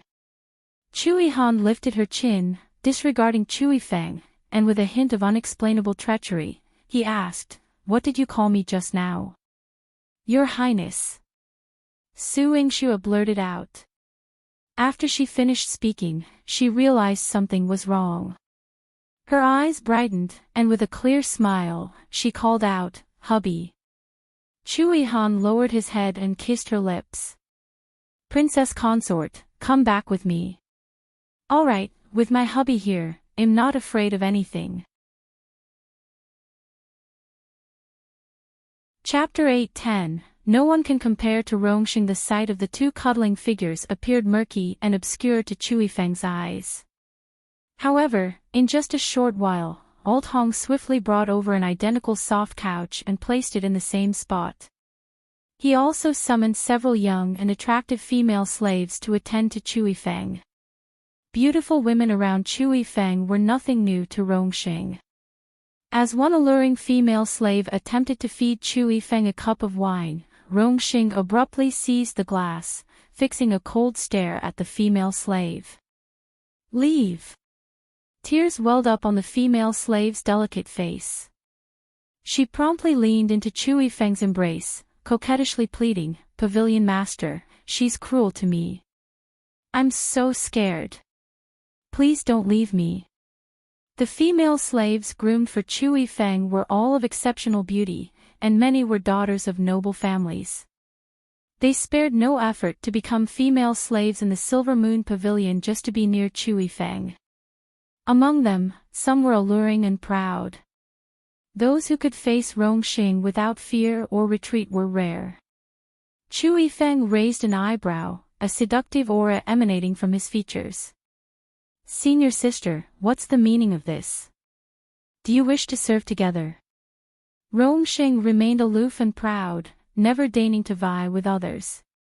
And particularly not for him, whom she had always disregarded. However, her response this time caught Chu Yifeng off guard. Chu Yifeng, I will never share a man with anyone. A flicker of surprise crossed Chu Yifeng's eyes, his heart throbbing with turmoil. Yet outwardly, he remained calm. He placated the female slave with a smile, massaging her shoulder. You may leave for now. I will visit your room later. The female slave's eyes lit up, boldly wrapped her arms around Chu Yifeng's neck for a kiss. Then, with a timid tone, she said, I'll be waiting for you, Pavilion Master. You must come. Of course. Chu Yifeng readily agreed, even pinching her smooth cheek. The other female slaves looked on with envy and jealousy at the one who had successfully enticed Chu Yifeng. They all thought they must emulate her to win Chu Yifeng's favor. Only then could they become his woman. Little did they know, Rongxing had uttered, I don't like that woman. Sighing, Chu Yifeng ordered, very well then. Ah Hong, dispose of her. Ah Hong nodded. Yes, master. As he left, he sighed with regret. The female slave from earlier thought she had won over Rongxing, and she strutted arrogantly in front of the other female slaves, saying, Don't be afraid of the woman next to the pavilion master. No matter how pretty she is, she's merely regarded as a pin-up. The pavilion master prefers someone like me, full of charm. If you want to win him over, learn from me, not that lifeless princess. Walking away, her arms still swaying dramatically, she seemed particularly flamboyant. Ah Hong clicked his tongue. She brought this upon herself. She won't survive. Thinking she could win Chu Yifeng's favor, she would never realize that no woman in this life could win him over. He was incapable of any feelings. Chu Yifeng's heart had long been entwined with Rongxing's, impossible to extract. How could others even dream of it? Inside the room, Rongxing still held the wine glass she had snatched from the female slave. Approaching Chu Yifeng, she lifted his face and offered him the glass. Chu Yifeng grasped her hand and sniffed the wine. What poison did senior sister put in the wine? Given her vast knowledge of ancient and modern medicine, poisoning him with a glass of wine would be all too easy. Rongxing frowned at his words before finishing the wine in the glass. She is a heartless person. She drank too quickly, choking in her throat, and suddenly she began to cough violently. Chu Yifeng scooped her into his arms, gently patting her back to help her catch her breath. As he patted, Rongxing said, It wasn't poisoned. Just now, she simply hadn't wanted him to drink the wine that the female servant had offered. Chu Yifeng found it amusing. I can tell. Even if there were poison, you would still feed it to me rather than drink it yourself. Though Rongxing was cool and detached, she always valued her life greatly. No matter how he tormented her, she never considered ending her own life. Once, as she had told him, Chu Yifeng, you only live once, and life is not to be wasted or squandered. Since you've come into this world, even if it means suffering broken bones and leading an unremarkable existence, you must still live on properly. She spoke with such righteous conviction that he, a man who had strayed onto a wicked path, found himself without words to argue against her. That's why he always wanted to drag her down with him, to fall from grace together. However, no matter how hard he pulled, Rongxing remained a high and lofty fairy. She never fell to the mortal world, never tainted by a breath of worldly vulgarity. I would never poison you. Rongxing's speech was somewhat halting, as if she had never said such things before. Therefore, her expression while speaking was stiff and unfamiliar. Really? Chu Yifeng was quite surprised, his laughter tinged with disdain and contempt. He knew that Rong was trying to lull him into complacency before killing him. After all, his body carried numerous marks from Rong's previous attempts. A few years ago, had he not awoken in time, Rong's golden hairpin would have pierced straight through his heart. Yes, Chu Yifeng, do not underestimate my feelings for you. Rong looked intently at Chu Yifeng. As a heartless person, in order to let her feelings surface, she had to tear open the seal over her heart. Now, she was doing it herself. Chu Yifeng was momentarily stunned, his mind flashing back to what he had just seen, the way Chu Yihan had been protecting Yingxue, and how she tenderly called him, hubby. It was disgustingly sweet. Rong, you are a heartless person. How could you have any feelings for me? Chu Yifeng's lips curled into a mocking arc. Rong took his hand and placed it over her heart. I do. Below Chu Yifeng's palm, the sound of a heart beating. Thump thump, thump thump, thump thump thump. Yingxue and Chu Yihan awoke once more, and upon opening their eyes, they were again in the Silver Moon Pavilion. Yingxue, looping her arm through Chu Yihan's, grumbled, hubby, your brother is seriously ill. We've only been gone half a day, and he's resorted to such tactics. Chu Yifeng, as the Silver Moon Pavilion master, was the king of Yingxue city. To bring them back, even Yingxue and Chu Yihan were caught off guard without a whisper of warning. This was a dining hall for use, grand enough to rival the banquet hall of the imperial palace, with treasures on display that even the palace might not possess. Yingxue thought to herself, as pavilion master, Chu Yifeng truly lived more freely than as a prince. Servants, serve the dishes. Chu Yifeng entered from outside, leading Rong by the hand, with a smile on his face. Seeing his smile, Yingxue felt somewhat creeped out. Chu Yifeng, what madness has possessed you this time? What was his purpose in bringing them back here only to offer them a meal? Nothing much, just a grand scheme to deal with Wu Dao.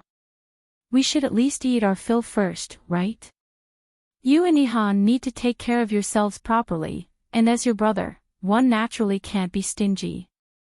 Chu Yifeng's mouth curled upwards, his mood inexplicably buoyant. His reference to Yihan successfully disgusted Chu Yihan, prompting him to confront Chu Yifeng. Are you conspiring with Wu Dao to trap us here to death? Thwarting Wu Dao's conspiracy, if I wanted to trap you to death, would you still be alive right now? Chu Yifeng countered Chu Yihan. Chu Yihan snorted coldly. Yingxue tugged at Rong's sleeve. Sister Rong, did you poison him? Otherwise, how could Chu Yifeng's attitude have made such a sudden 360-degree turn? Rong shook her head. He will help us kill Wu Dao. If no poison was involved, then how did Chu Yifeng's madness get cured? Yingxue looked at Chu Yihan, who appeared unconcerned and even pushed a bowl of ginseng bird's nest in front of her, telling her to replenish her strength properly. Seeing that Chu Yihan had accepted the situation, Yingxue didn't make a fuss and started eating. However, she noticed some changes seemed to have occurred between Rong and Chu Yifeng. Chu Yifeng was more enthusiastic towards Rong, constantly serving her food until she said she couldn't eat anymore. And even then, Chu Yifeng was still thinking about what dessert to prepare for her after dinner. As Chu Yifeng became happier, he ate more, and Rong occasionally served him a few morsels of food, then Chu Yifeng would behave like someone stricken with madness. After they finished eating, the night was dark and windy. When everyone had settled down to rest, Chu Yifeng led them to the underground information chamber. This was an underground castle with rigorously designed mechanisms on all sides. Once the stone wall dropped, it became cut off from the outside world. Apart from Chu Yifeng, who could operate the mechanisms, no one else could leave. Chu Yifeng allowed them to see it openly because each mechanism could only be activated with his blood.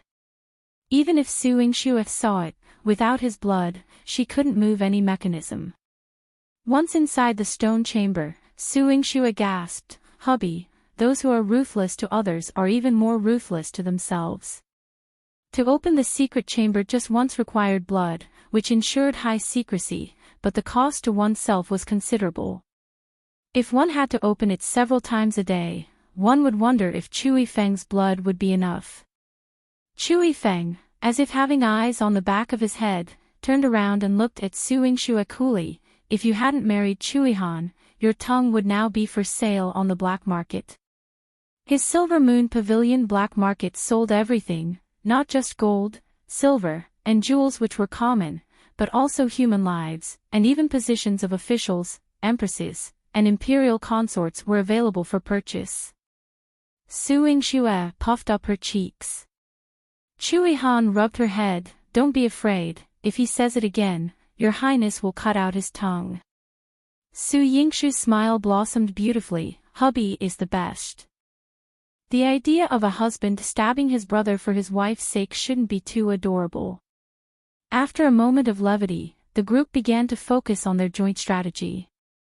Chu Yifeng was in control of Wu Dao's whereabouts. Wu Dao has reached the vicinity of Yingxue City, but he has not entered the city and has not found me yet. One speculate that there are still people he is waiting for. Who is he waiting for?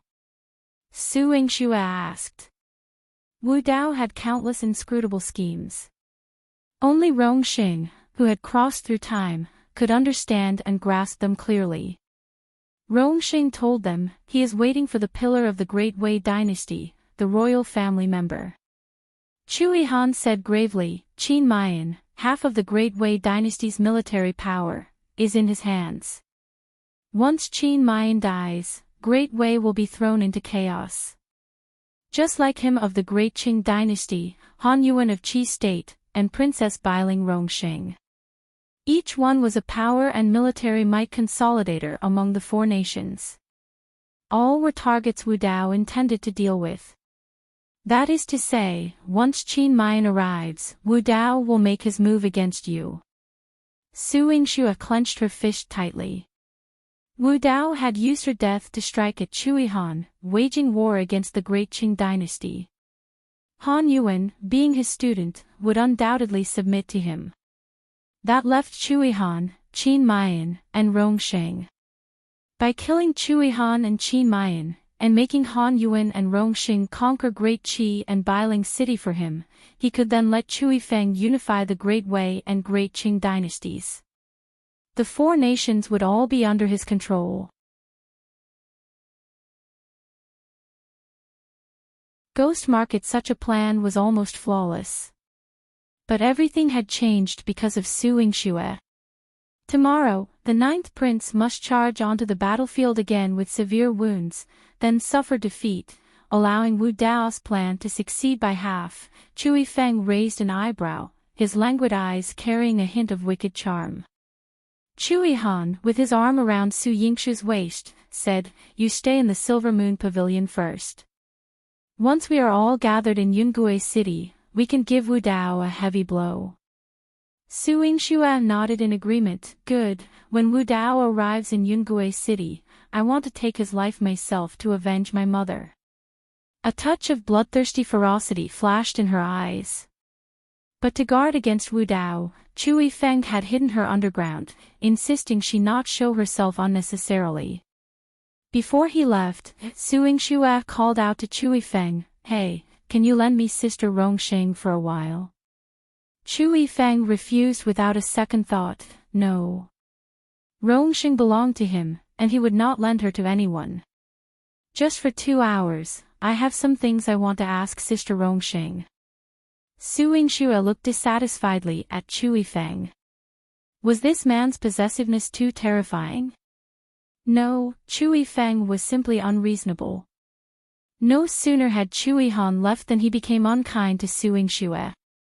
Although he had never been very polite to Su Yingxue, she felt this guy was now even more hostile towards her. Su Yingxue looked at Rong with a plea in her eyes. Rong nodded at her subtly, and with a resigned smile, Su Yingxue headed to her dwelling in the underground. She had never imagined that the Silver Moon Pavilion's underground black market would be so bustling, its splendor in no way inferior to that above ground. Ah Hong, seeing her curiosity, asked, "Miss Su, would you like me to show you around?" Su Yingxue nodded, if possible. Ah Hong said in a flat tone, "Of course it's possible. You are staying in the ghost market for your safety, Master has not restricted your freedom. But the underground ghost market is different from above ground. Please be careful.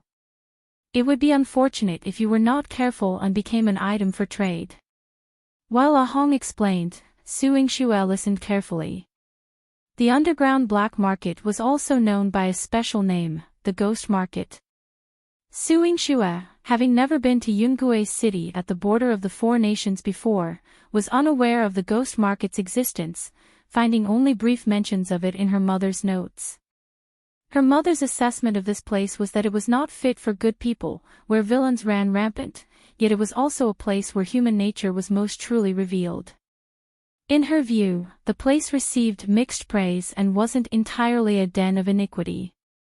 After all, not everyone living above ground was good. Ah Hong led her through the market. The shops and commerce of the marketplace were no different from above ground, but upon closer inspection, one might see half a human leg hanging in a restaurant or a person being hammered to death with a large stone breaking their chest on the street, with many onlookers placing bets and cheering.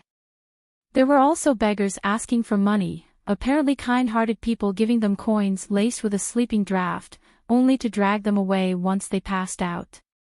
Su Yingxue pointed to a beggar being dragged away and asked Ah Hong, "He has nothing on him, no possessions at all. Why would that person drug him and take him away?" Ah Hong glanced at the scene, "To sell him at the slave market.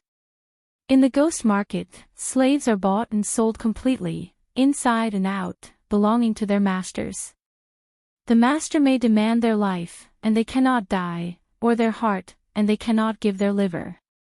That beggar must have just escaped from somewhere, thinking he had freed himself from fate, but in reality, once he wakes up, he will be a branded slave."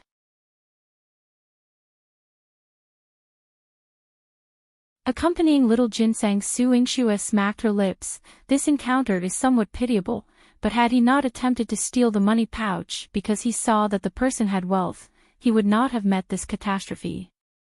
There was no compassion for the suffering of humanity on her face. Alt Hong highly appreciated this, even adoring it more. People who first enter the ghost market are all shocked. This place is another world entirely. Those wearing masks are the righteous on the surface, yet once here, they become beings of uncertain nature. Miss Su's observation is keen, and this calm composure is indeed rare. If it had been earlier, Su Yingxue would certainly have wanted to stand up for justice and smash this so-called ghost market. However, now she did not think that way. Every place exists for a reason, inevitably with its own purpose. Even if this is the underworld market, I surmise it has its own set of laws. Ah Hong smiled slightly. Indeed, the law of the ghost market is to survive based on one's own abilities. No one will save you, nor will anyone pity you. Su Yingxue uttered an "oh" and was not surprised. She could imagine that those hiding here were all extremely vicious people. But to be able to live here and keep surviving was not something everyone could achieve.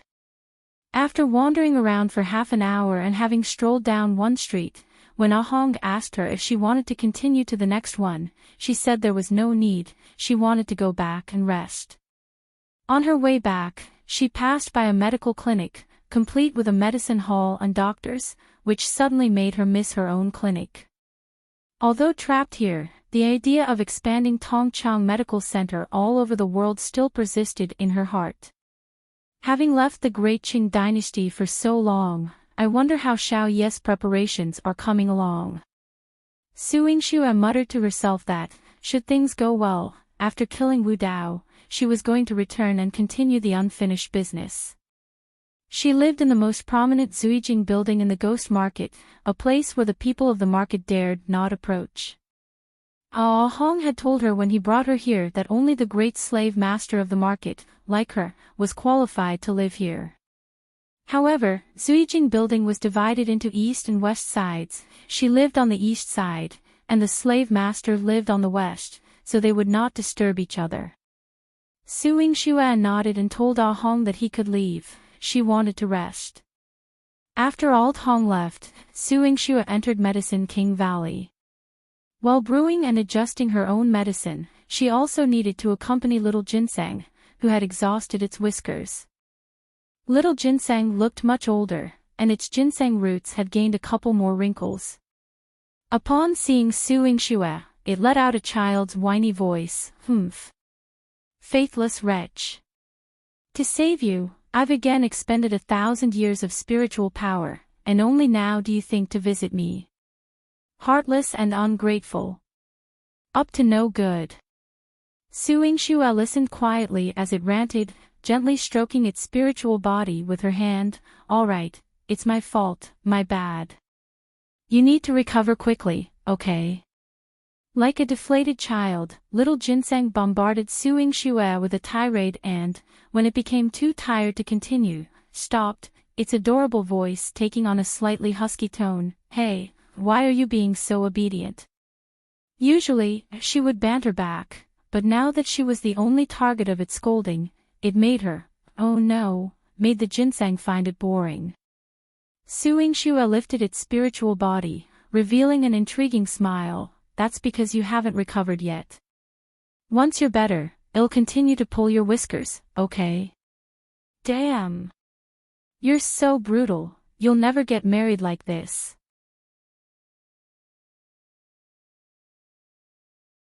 Seizing Wu Dao's weakness, little Ginseng trembled with fear. Yingxue tilted her head and smiled. "Won't apologize, but I'm already the 9th princess consort. My lifetime commitment has been settled." You're so ruthless, you won't be able to have children in the future." "My medical skills are so good, it's impossible for me not to have children." You're so ruthless, in the future," little Ginseng deflated, realizing it had nothing left to threaten Yingxue with. Is there any spirit ginseng more miserable than it? To have fallen this low, it truly had no equal. "Don't worry, from now on, I won't let anything unexpected happen to myself." A look of determination flashed in Yingxue's eyes, a mark of respect for herself. She couldn't let herself down, couldn't disappoint her mother, and most certainly couldn't fail all those in this world who cherished and loved her. Yingxue did not let little Ginseng get the better of her in their verbal exchange, but she still kept it company for a long time, as if accompanying a petulant child. That was until she heard a noise outside the door. She left Medicine King Valley to open the door, and Rong appeared at the entrance. Rong had bathed before coming, and she carried a faint scent on her.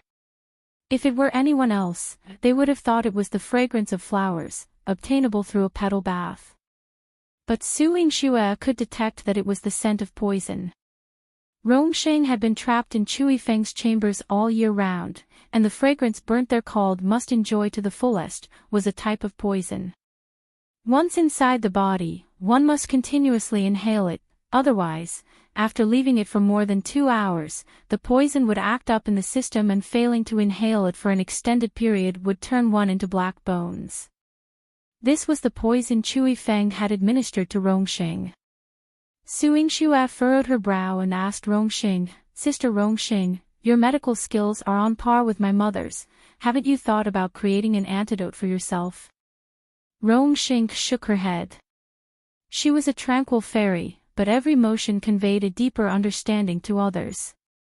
Yingxue realized, that's true, although your medical expertise is high, you can't stay away from Chu Yifeng for too long.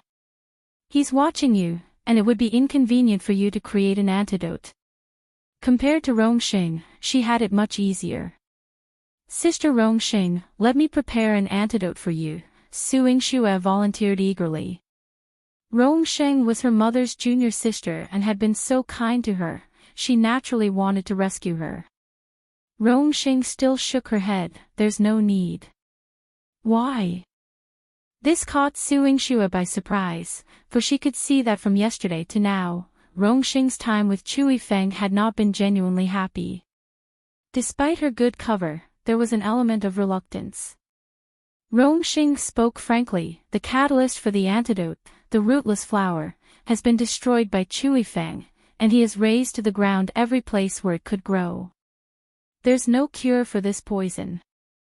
Su Yingxue swallowed hard. This was beyond her wildest expectations. Chu Yifeng truly is a madman. He loved Rongxing, yet wanted her to die rather than leave his side, using such extreme measures. The urgent matter at hand is not my poison.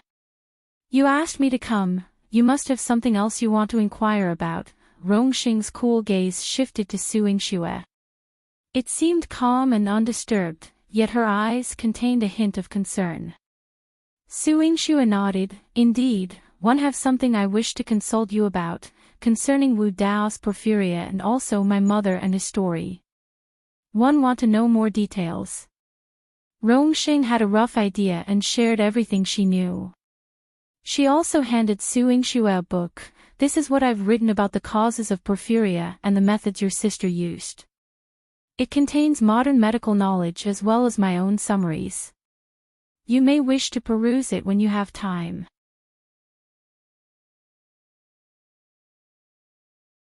Shi Lu the slave master, Mu Fei. She remembered that Long Shuli once said she wanted to leave behind all she had learned throughout her life, though in this era that lacked everything, this thought was fantastical.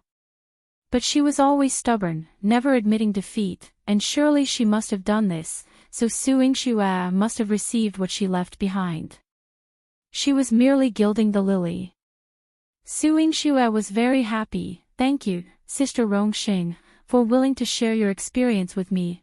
I will study it diligently. Rongxing responded with a cold and indifferent hum.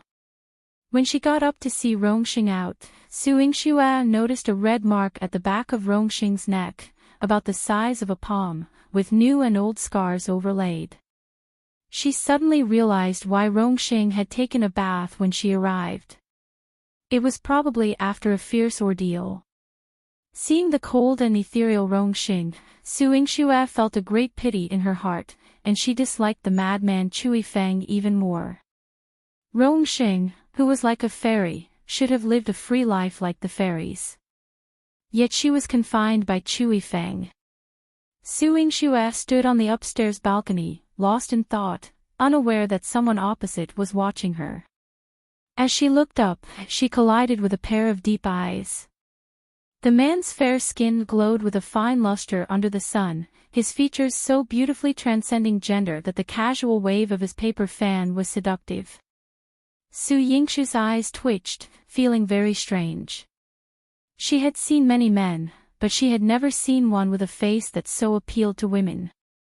The angles of his eyes and eyebrows, even the curve of his smile, all were precisely at the angle women adored. She couldn't help but take an extra few glances before blurting out, "Who might you be, sir?" The man answered directly, "Shi Lu, Mu Fei." In just 4 words, yet his voice was as pleasant as the music of the heavens, making one feel as if walking on clouds with its softness. Such a beautiful and gentle man.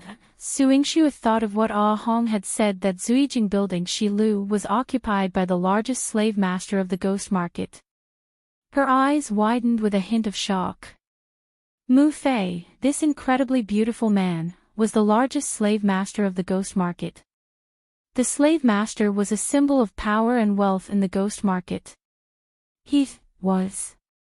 Mu Fei observed her surprise in full but showed no intention of crossing the boundary toward her. The two of them looked at each other from across the empty building, with Mu Fei chuckling, "Miss must be new to the ghost market. The shock on your face and your unfamiliarity with me are things I haven't seen in a long time. TSK. That tone, it must be of a slave master for sure." Su Yingxue nodded and didn't intend to have any interaction with this Mu Fei. After all, she wasn't going to stay in the ghost market for long, just temporarily. However, a maidservant who suddenly appeared next to Mu Fei caught her attention. She was 13 or 14, skinny, and couldn't fill out the blue robe she wore. Even holding only a teacup in her hand, it seemed as if she was bearing something immensely heavy. Jing tried to keep the tray stable, using the gentle tone Mu Fei liked, and said softly, "Young master, please have some tea." Her obedient gentleness pleased Mu Fei greatly. He took a sip of the tea Jing had brewed. It was rich and fragrant, a flavor he liked very much. She had practiced many times and finally got it right. Mu Fei looked at her appreciatively, touched her head, and said, "Clever young girl, there's no need to stand watch tonight, go back to your room and sleep." Really? Jing looked like she had received the best thing in the world, her bright eyes sparkling like stars.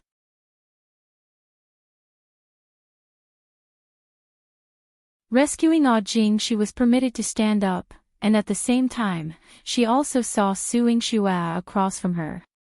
Her mouth fell open. "Sister Yingxue." Su Yingxue gave her a slight smile but did not make any additional gestures before turning back to her own place. Mu Fei asked her with a smile, "Do you know that, miss?" Jing instinctively wanted to shake her head. "No, think carefully before you answer." The smile vanished from Mu Fei's face, and for a moment, his eyes turned cold and bloodthirsty. Jing trembled slightly, recalling the female slaves sold to Mu Fei along with her. 8 out of 10 had died, and only she lived on, still resembling a person. She immediately corrected herself. "Her name is Su Yingxue. When we were thrown into the trial on the hill behind the land, she led us and we all walked out alive." The trial on the hill behind the land, purgatory, where out of 99 female slaves only one could survive. "How many of you lived through it?" Mu Fei raised an eyebrow, curious. Jing told the truth, 99 of us, we all survived. The pavilion master rewarded all of us with money and released us. Regrettably, they were too ostracized on the surface. If it wasn't the government attempting to capture them, then it was their vicious families, dragging them to be drowned in the pond. Her parents had passed away long ago, and she could only go with a few sisters to the ghost market to make a living. But surviving in the ghost market was no easier than on the surface. All of them were sold to the slave market. Those with good luck were bought by masters, those with bad luck were dismembered right there at the marketplace. Originally, she and 10 other sisters were chosen by Mu Fei, but they all ended up tortured to death for not serving Mu Fei well. One who remained alive was turned into a human pig, her limbs chopped off and immersed in a jar, which Jing fed daily. Although she had not died, her existence was worse than death. Upon hearing this, Mu Fei's lips curled into an extremely bewitching smile, terrifyingly beautiful. Jing dared not look up, only listening as Mu Fei ordered, "Tell me everything that happened between you all." Jing obediently complied, "Yes, master." That night, Su Yingxue could not sleep soundly. She clearly saw Jing and the other female slaves take their money and leave the Silver Moon Pavilion. They should have gone to live their own lives, so why had Jing ended up in the ghost market, again becoming a slave? This question prompted her to step out of the east building and head towards the west building. She had asked Hong before, about the clear division between the east and west buildings, and what would happen if she stepped into the west building. Hong had told her, "It's the law of the ghost market, if you can come and go freely, then it's your skill, and the people of the west building can't do anything to you." In other words, if she found herself trapped in the west building, Chu Yifeng would not care about her survival, whether she could live on depended on her alone. Su Yingxue took the red jade soft whip and went to the west building. Having spent a long time with Ziwei, she had learned quite well the art of concealment and secrecy. She found Jing without much difficulty. But she was in a rather hidden room, the corner dark and the air permeated with a nauseating stench of decay. Jing was feeding the person in the jar and did not notice when the door had opened. Su Yingxue quietly observed from the side, and upon seeing what Jing was doing and the human pig in front of her, frowned deeply. Jing, why has it come to this? Sister Yingxue. Initially startled, Jing quickly controlled the volume of her voice to prevent Su Yingxue from being discovered.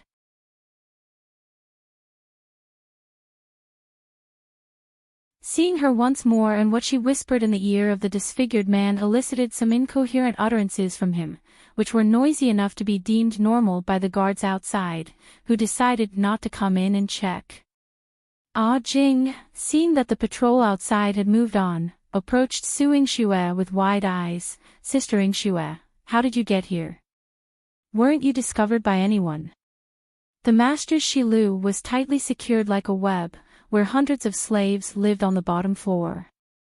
They all wanted to escape, some with considerable martial arts skills, yet none had ever succeeded. That Su Yingxue had managed to enter was truly astonishing. Su Yingxue raised an eyebrow. Though the defenses are tight, it's not impenetrable. If you don't want to stay here, then come with me to Shilu, and I'll find a way to send you to the surface to start a new life. Su Yingxue thought Jing was forced, even terrorized to the point of losing her courage, to be in such a state. However, to Su Yingxue's surprise, Jing shook her head and trembled at the mention of returning to the surface. Sister Yingxue, I won't go back. I will stay by Master's side. He treats me very well. Jing seemed to ponder for a moment before nodding firmly at Su Yingxue. Very well. Su Yingxue pointed at the urn. Not turning you into this is considered good. Upon first laying eyes on Mu Fei, she knew he was not normal. A normal man wouldn't possess such an unnaturally handsome appearance. His face was abnormal, his gaze was abnormal, and even every move he made exuded a sinister aura. No matter how she thought about it, she could not see how he could be someone that treated Jing well. Jing bit her lip firmly. Sister Yingxue, the master is truly good to me. Of all the sisters who came with me, I'm the only one alive, but the master has never troubled me. My fear of him today is because he always made me stay up all night for him. But today, after he met you, he rewarded me with a night off. Compared to being scorned on the surface, or the ever-present danger of losing my life, I'd rather stay here with my master. Su Yingxue crossed her arms, unable to change Jing's mind and thus did not force her. Yet, being with this disfigured man felt awkward to her. After asking Jing about the events that befell her, Su Yingxue's understanding deepened to another level. It turns out that in this world, apart from the madman Chu Yifeng, there were many more lunatics. Mu Fei was one of them. Having returned to the Eastern Tower, Su Yingxue was visited by Mu Fei the next day. When Hong came to call her, he said, Mu Fei has offered 100 female slaves in exchange for a meeting with you. Su Yingxue curled her lips and scoffed coldly, so I'm worth that much? A whole 100 female slaves. Hong overlooked the sarcasm in her eyes and said with a composed smile, our master is the overseer of the ghost market, and people there can do business with him. The master has agreed to this deal, so please, Miss Su, step this way. Ha! Su Yingxue chuckled coolly, isn't this just Chu Yifeng trying to sell me off while my husband isn't around? Hong laughed lightly, our master certainly cannot sell Miss Su. It's just a meeting, and it will not cause Miss Su any harm. Enough already. Su Yingxue rolled her eyes, certain that if Chu Yifeng could sell her to Mu Fei, he wouldn't hesitate for a second. That kind of man who could be jealous over a woman, what wouldn't he do? But Su Yingxue also felt curious about Mu Fei and, keeping Jing in mind, she decided to go. Mu Fei was waiting for her on the 5th floor of Shilu. There were attendants at the entrance, and the reception hall was splendid and magnificent. With the windows open, one could overlook the entire view of the ghost market. For her, Mu Fei had indeed made an effort to show hospitality.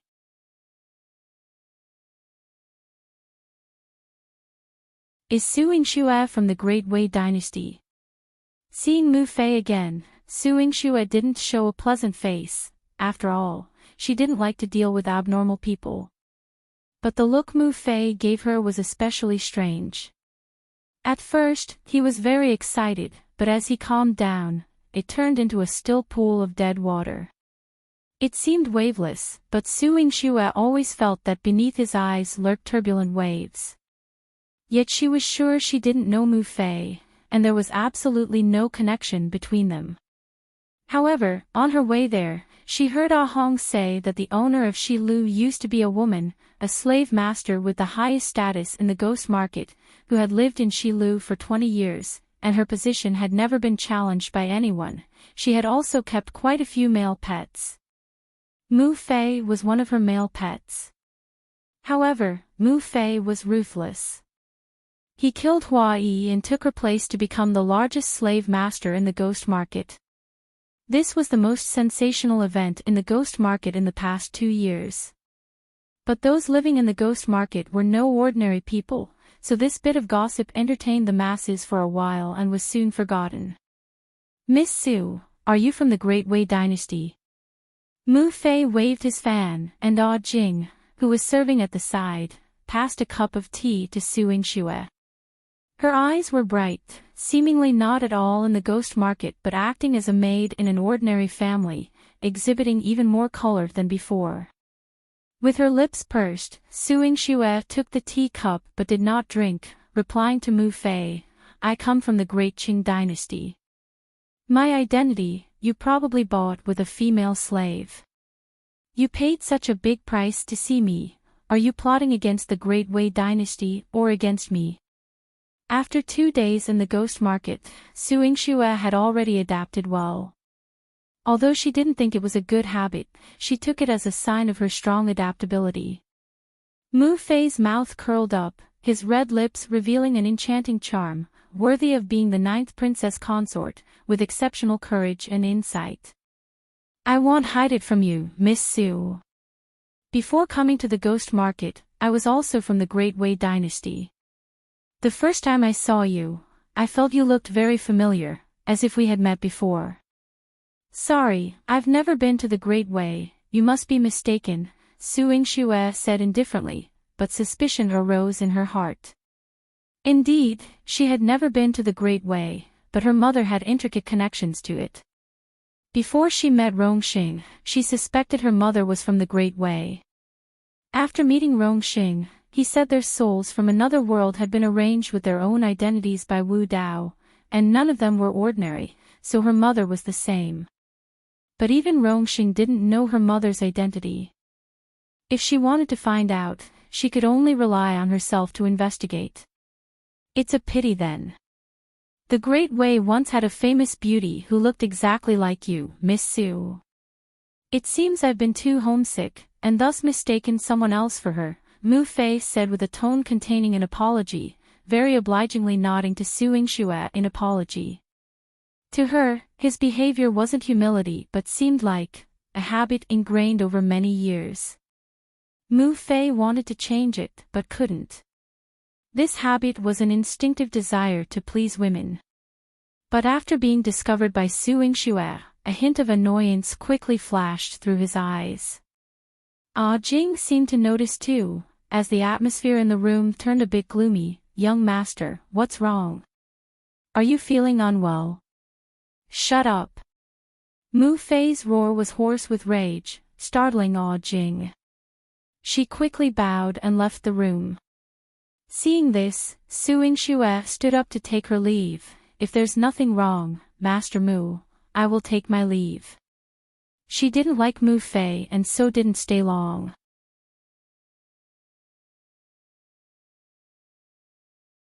Loving her means possessing her.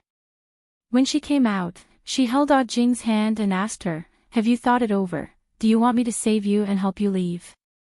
Mu Fei is unpredictable and must be a harsh and ruthless person. Following him, you're bound to run into trouble. Despite having gone through the death of her parents and all sorts of vicissitudes, Ah Jing was still a girl with a pure heart. Su Yingxue couldn't bear to see her sullied by the ghost market or to die a horrible untortured death. Ah Jing shook her head, her clear eyes looking at Su Yingxue, Sister Yingxue, I'm fine. The young master is very good, it's just that his temper is somewhat unpredictable. I just need to leave him immediately when he gets angry, so he won't hurt me. I don't want to hurt him either. Jing was not willing herself, and Su Yingxue could not force her. She patted Jing on the shoulder. I'll leave an escape route for you. If one day you can't hold on anymore, just go find Hong. He will send you back to the surface. Jing smiled gratefully at Su Yingxue. Thank you, Sister Yingxue. Jing. Mu Fei's voice came from inside. Jing immediately responded, young master, I'm coming. After bidding farewell to Su Yingxue, she went inside. Su Yingxue stood outside the door for a long time, and not hearing any screams or the like, she finally left with peace of mind. On the way, she asked Hong, Mu Fei is clearly an unpredictable person, why wouldn't he hurt Jing? Perhaps he's taken a liking to her beauty, or it's just a novelty for the moment, or maybe he has truly fallen for her and wants to keep her by his side. Hong analyzed with Su Yingxue, all of these are possibilities. Su Yingxue scoffed lightly, Mu Fei is clearly sick, how could he truly love someone? Miss Su, your normal thinking is correct, but who among the people in this ghost market is normal? The people and events here are unpredictable. Did Hua Yi, who adored Mu Fei for many years, not end up being killed by him? As for the female servant Jing, perhaps she will be adored by Mu Fei for many years, or perhaps, years later, she will kill Mu Fei. Everything is possible in the ghost market. After all, those living here come up with new tricks every day, endlessly. So Hong doesn't find anything odd anymore. Oh. Su Yingxue nodded her head, not having much to say, but she had just made a promise to Jing, so she still needed to ask Hong to convey this matter to his crazy master. Hong chuckled, doing business with the master comes at a cost, he won't agree to this condition for nothing. Would this medical book personally written by Sister Rong Sheng get his agreement? Su Yingxue raised an eyebrow. Hong's lips curled slightly, the master covets Princess Rong Sheng, her handwriting would certainly make the master agree. But this book was just given to you by Princess Rong Sheng, are you willing to use it for a trade like this? It seems like you don't really cherish Rong Sheng's sentiment, do you? Su Yingxue replied coolly, I have already memorized it all. This was not because she had to make a deal with Chu Yifeng, was it? She had already kept the contents in her head, so the handwriting of Rong Sheng could serve as a way out for Jing. Rong Sheng is a fairy, she probably wouldn't mind her doing this. Hong took out a piece of white silk and wrapped the book, holding it in his hands, the master will keep an eye on this female servant for you. Su Yingxue nodded her head, and seeing Hong holding the book written by Rong Sheng, not daring to touch it, she couldn't help but sigh, if it's cherished so much, then why must one resort to poisoning her? To love someone, must one possess them so forcefully?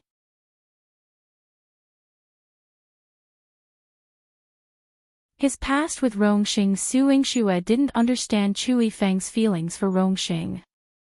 Right now, finding a way to deal with Wu Dao was more important to her. She studied what Rong Sheng had written in his book and came up with a plan, but first she went to a tavern. Hong, holding the book written by Rong Sheng, didn't dare to even touch its corners with his own hands. He presented it to Chu Yihan, along with the silk it was wrapped in, and washed and dried his hands in front of Chu Yihan. Chu Yihan held Rong Sheng's book in his palm, gently caressing it, a devilish curve forming at the corner of his mouth. Sister's handwriting, after practicing for so long, is still like a child scribbles.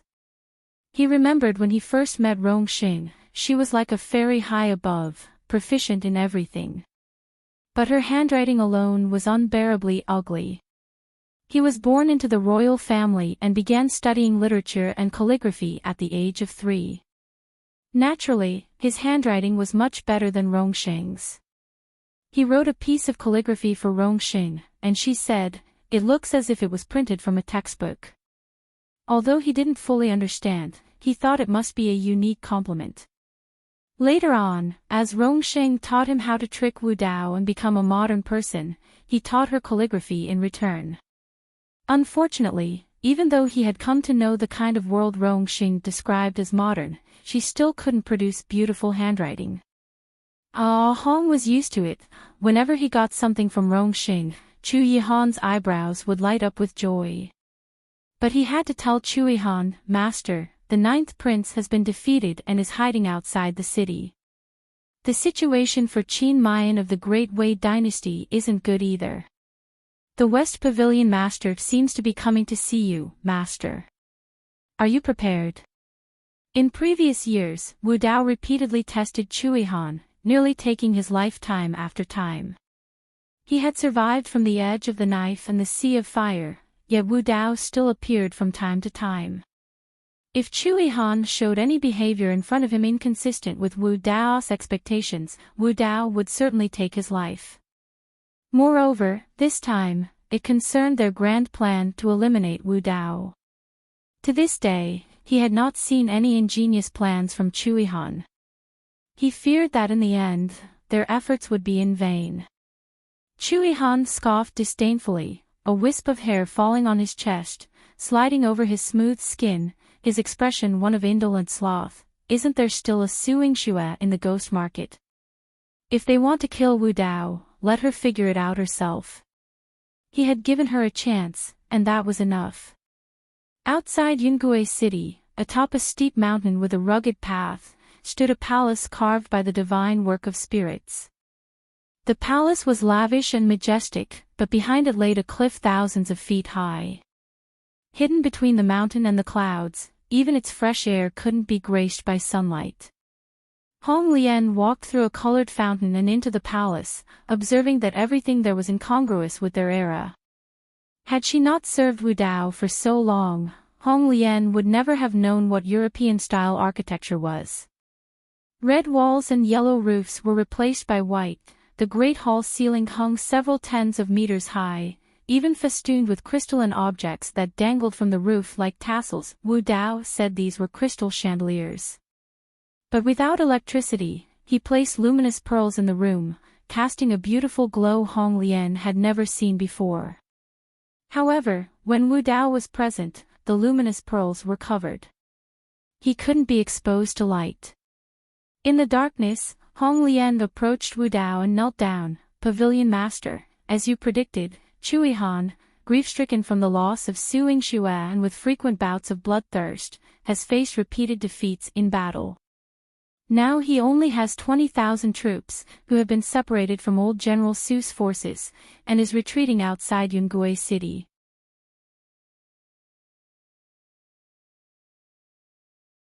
Beheading her for public display." Wu Dao nodded, his voice hoarse and aged.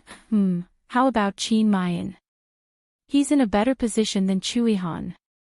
Bailing can't take him down for the moment, but following your method, we poisoned his soldiers. Now half of his troops are paralyzed on the ground, unable to move. He's been forced into retreat and is now not far from Yingxue City. They've all come, Wu Dao said with a hint of excitement in his raspy voice. He twirled his black leather-gloved wrist, and in his right hand, he held a white box with carvings Hong Lian had never seen before, so beautiful and unfamiliar. Hong Lian had always been curious. "Pavilion master, this box is very pretty, but what exactly is inside?" Whenever Wu Dao was in the hall, he consistently held this box, but it seemed light as if it contained nothing. "You shouldn't ask about things that don't concern you," Wu Dao turned to Hong Lian with an implicit warning. Unable to see his eyes, Hong Lian was still affected by his dark and oppressive aura, the air around them instantly tinged with gloominess. She quickly knelt. "Yes, Pavilion master, your subordinate was presumptuous." She was about to leave and Wu Dao suddenly murmured as if talking to himself, "The time has not yet come. In a few days, she will also arrive, and then this world will no longer be mine to enjoy alone." She. Hong Lian dared not ask more, but she guessed that Wu Dao was planning to summon someone else from another world. Just like Long Shuli, Rong Xing, Han Yuan, and Chu Yifeng, who he had brought before. Each of them was a remarkable figure capable of dominating a nation on their own. Although Hong Lian envied and resented them, she never thought about competing with these individuals. She knew she couldn't win, but Su Yingxue was already dead. As the daughter of Long Shuli, winning against Su Yingxue was akin to beating the most formidable among them, Long Shuli, wasn't it? With this thought, she felt balanced again in her heart. 3 days later, outside Yingxue City, both Chu Yihan and Qin Mayan were badly injured, driven into a corner by the troops of Han Yuan and Bailing. Han Yuan, dressed in a sumptuously complex princess robe, stood at the forefront of the formation. She looked up proudly and smiled at Chu Yihan at the city gates. "Your Highness, you have no escape now. As long as you agree to spend the rest of your life serving me obediently, I promise I will ask my teacher to spare your life." Chu Yihan, covered in blood, was trembling as he held the Qing Frost sword, yet even at his last breath, he did not lose his regal demeanor. His eyes emitted a cold and bloodthirsty light as he slowly spat out 3 words, "Dream on." Han Yuan angrily waved her sleeve. "You still won't submit. Do I need to break your pride and make you kneel before me?" She adored Chu Yihan's unyielding spirit, which is why she was willing to give him a chance to serve her, but she couldn't believe how ungrateful he was. She scoffed, "Chu Yihan, even if you don't submit to me, you'll never have another woman in this lifetime. The man I like can only belong to me. Any woman that covets the man I desire has only one fate, death." Just like Su Yingxue. Han Yuan laughed triumphantly. There was nothing that made her happier than knowing that Su Yingxue had died at the hands of Wu Dao. "You're not worthy to mention her." With a roar of rage, a knife was thrown towards Han Yuan. Han Yuan was startled. If not for Yun Dan deflecting the knife and falling injured, she would have been split in 2 by Qin Mayan's blade. Qin Mayan, also drenched in blood, exuded an even more magnificent heroic spirit. "Han Yuan, if you have the courage, face me in a duel. Even though you're a woman, I won't hesitate to behead you and display it for all to see."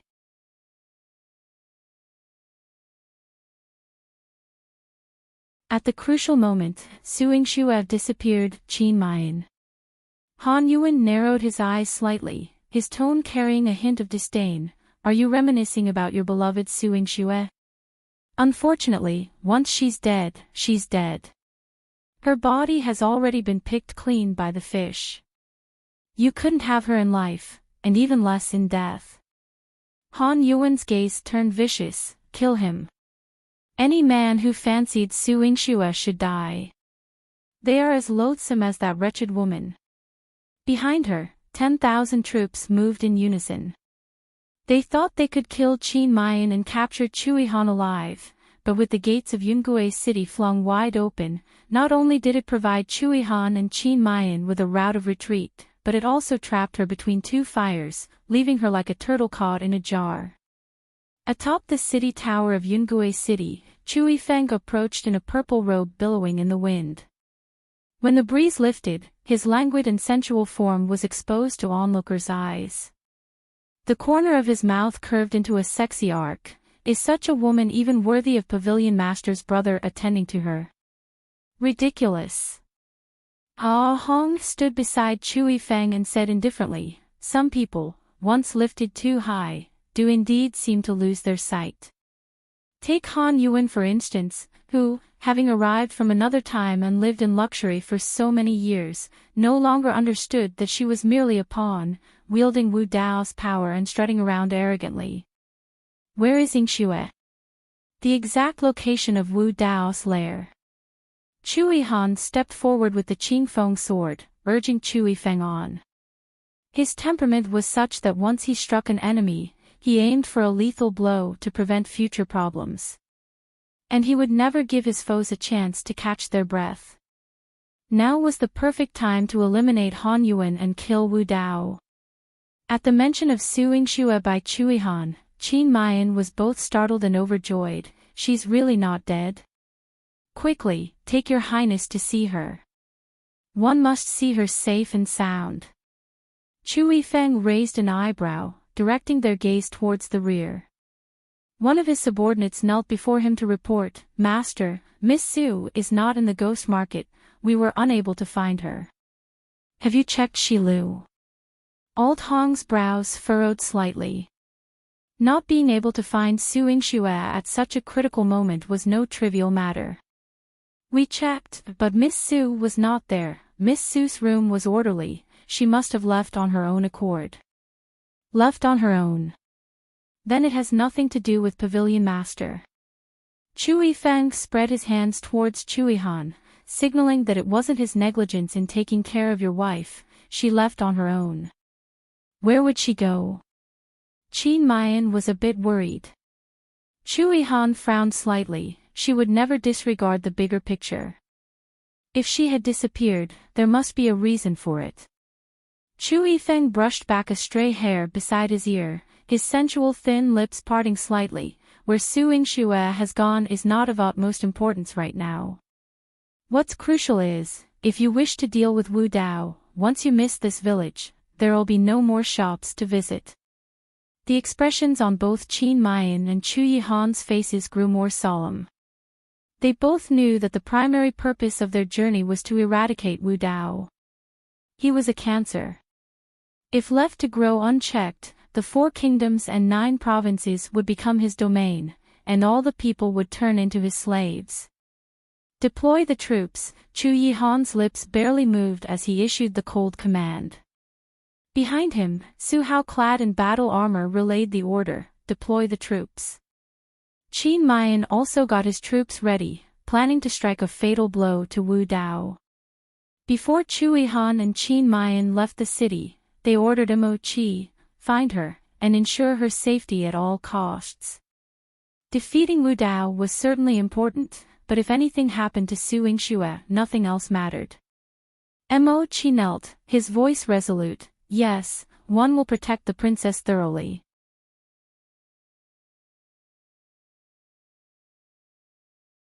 Han Yuan's defeat and escape. Upon witnessing the siege of Chu Yihan and Qin Mayan's formidable armies, Han Yuan immediately ordered the Qi state troops to resist, gritting her teeth in hatred. Why do they still have soldiers and horses? Haven't they already been defeated? Chu Yihan has been so badly injured, he's already hidden away in Yingxue city, how could he still lead troops? Princess, please stay calm and cautious.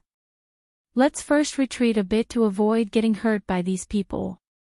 As for the 9th prince, perhaps someone in Yingxue city has saved him. I just saw that the person leading the troops is Su Hao, not the 9th prince, Yun Dan advised in a low voice, standing beside Han Yuan. Her mind was intricate, but she also pondered some perplexing points. For instance, why the army that just now seemed like a defeated rabble suddenly became as fierce as a legion of tigers and wolves. Su Hao. Su Yingxue's brother. Pass my command, bring me his head. One will grant 10,000 gold marquiate to the one who accomplishes this. A trace of bloodlust flashed in Han Yuan's eyes. She wanted not just Su Yingxue's death but also for all those who loved her to accompany her to hell. They don't deserve to live in this world with her. Yun Dan conveyed her order but almost failed to make it back to her side. Having been struck by an arrow in the back, she gasped for air as she ran to Han Yuan, her mouth full of blood. Princess, hurry. There's an ambush. Qin Mayan isn't injured at all, and Su Hao's army is majestic, not resembling one that has lost a battle.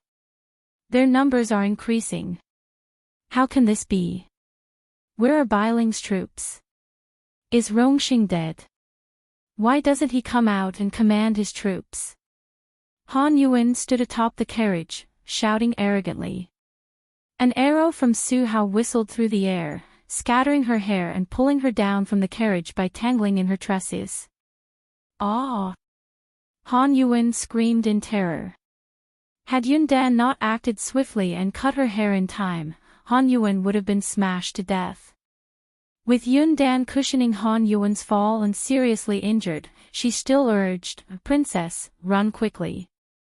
Han Yuan quickly stood up, forgoing her princess image, and fled immediately towards the palace at the top of Wudao Mountain. "Follow her." Qin Mian commanded his troops to pursue Han Yuan.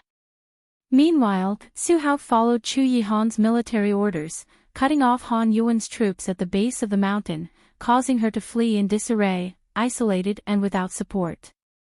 As Han Yuan fled towards the mountain, she ran into Chu Yifeng midway. Seeing him as if he were a savior, she flung herself at him, "Senior brother." Chu Yifeng raised an eyebrow, his alluring eyes filled with a roguish charm. "Isn't this my junior sister? Get up quickly. Why such a sorry state?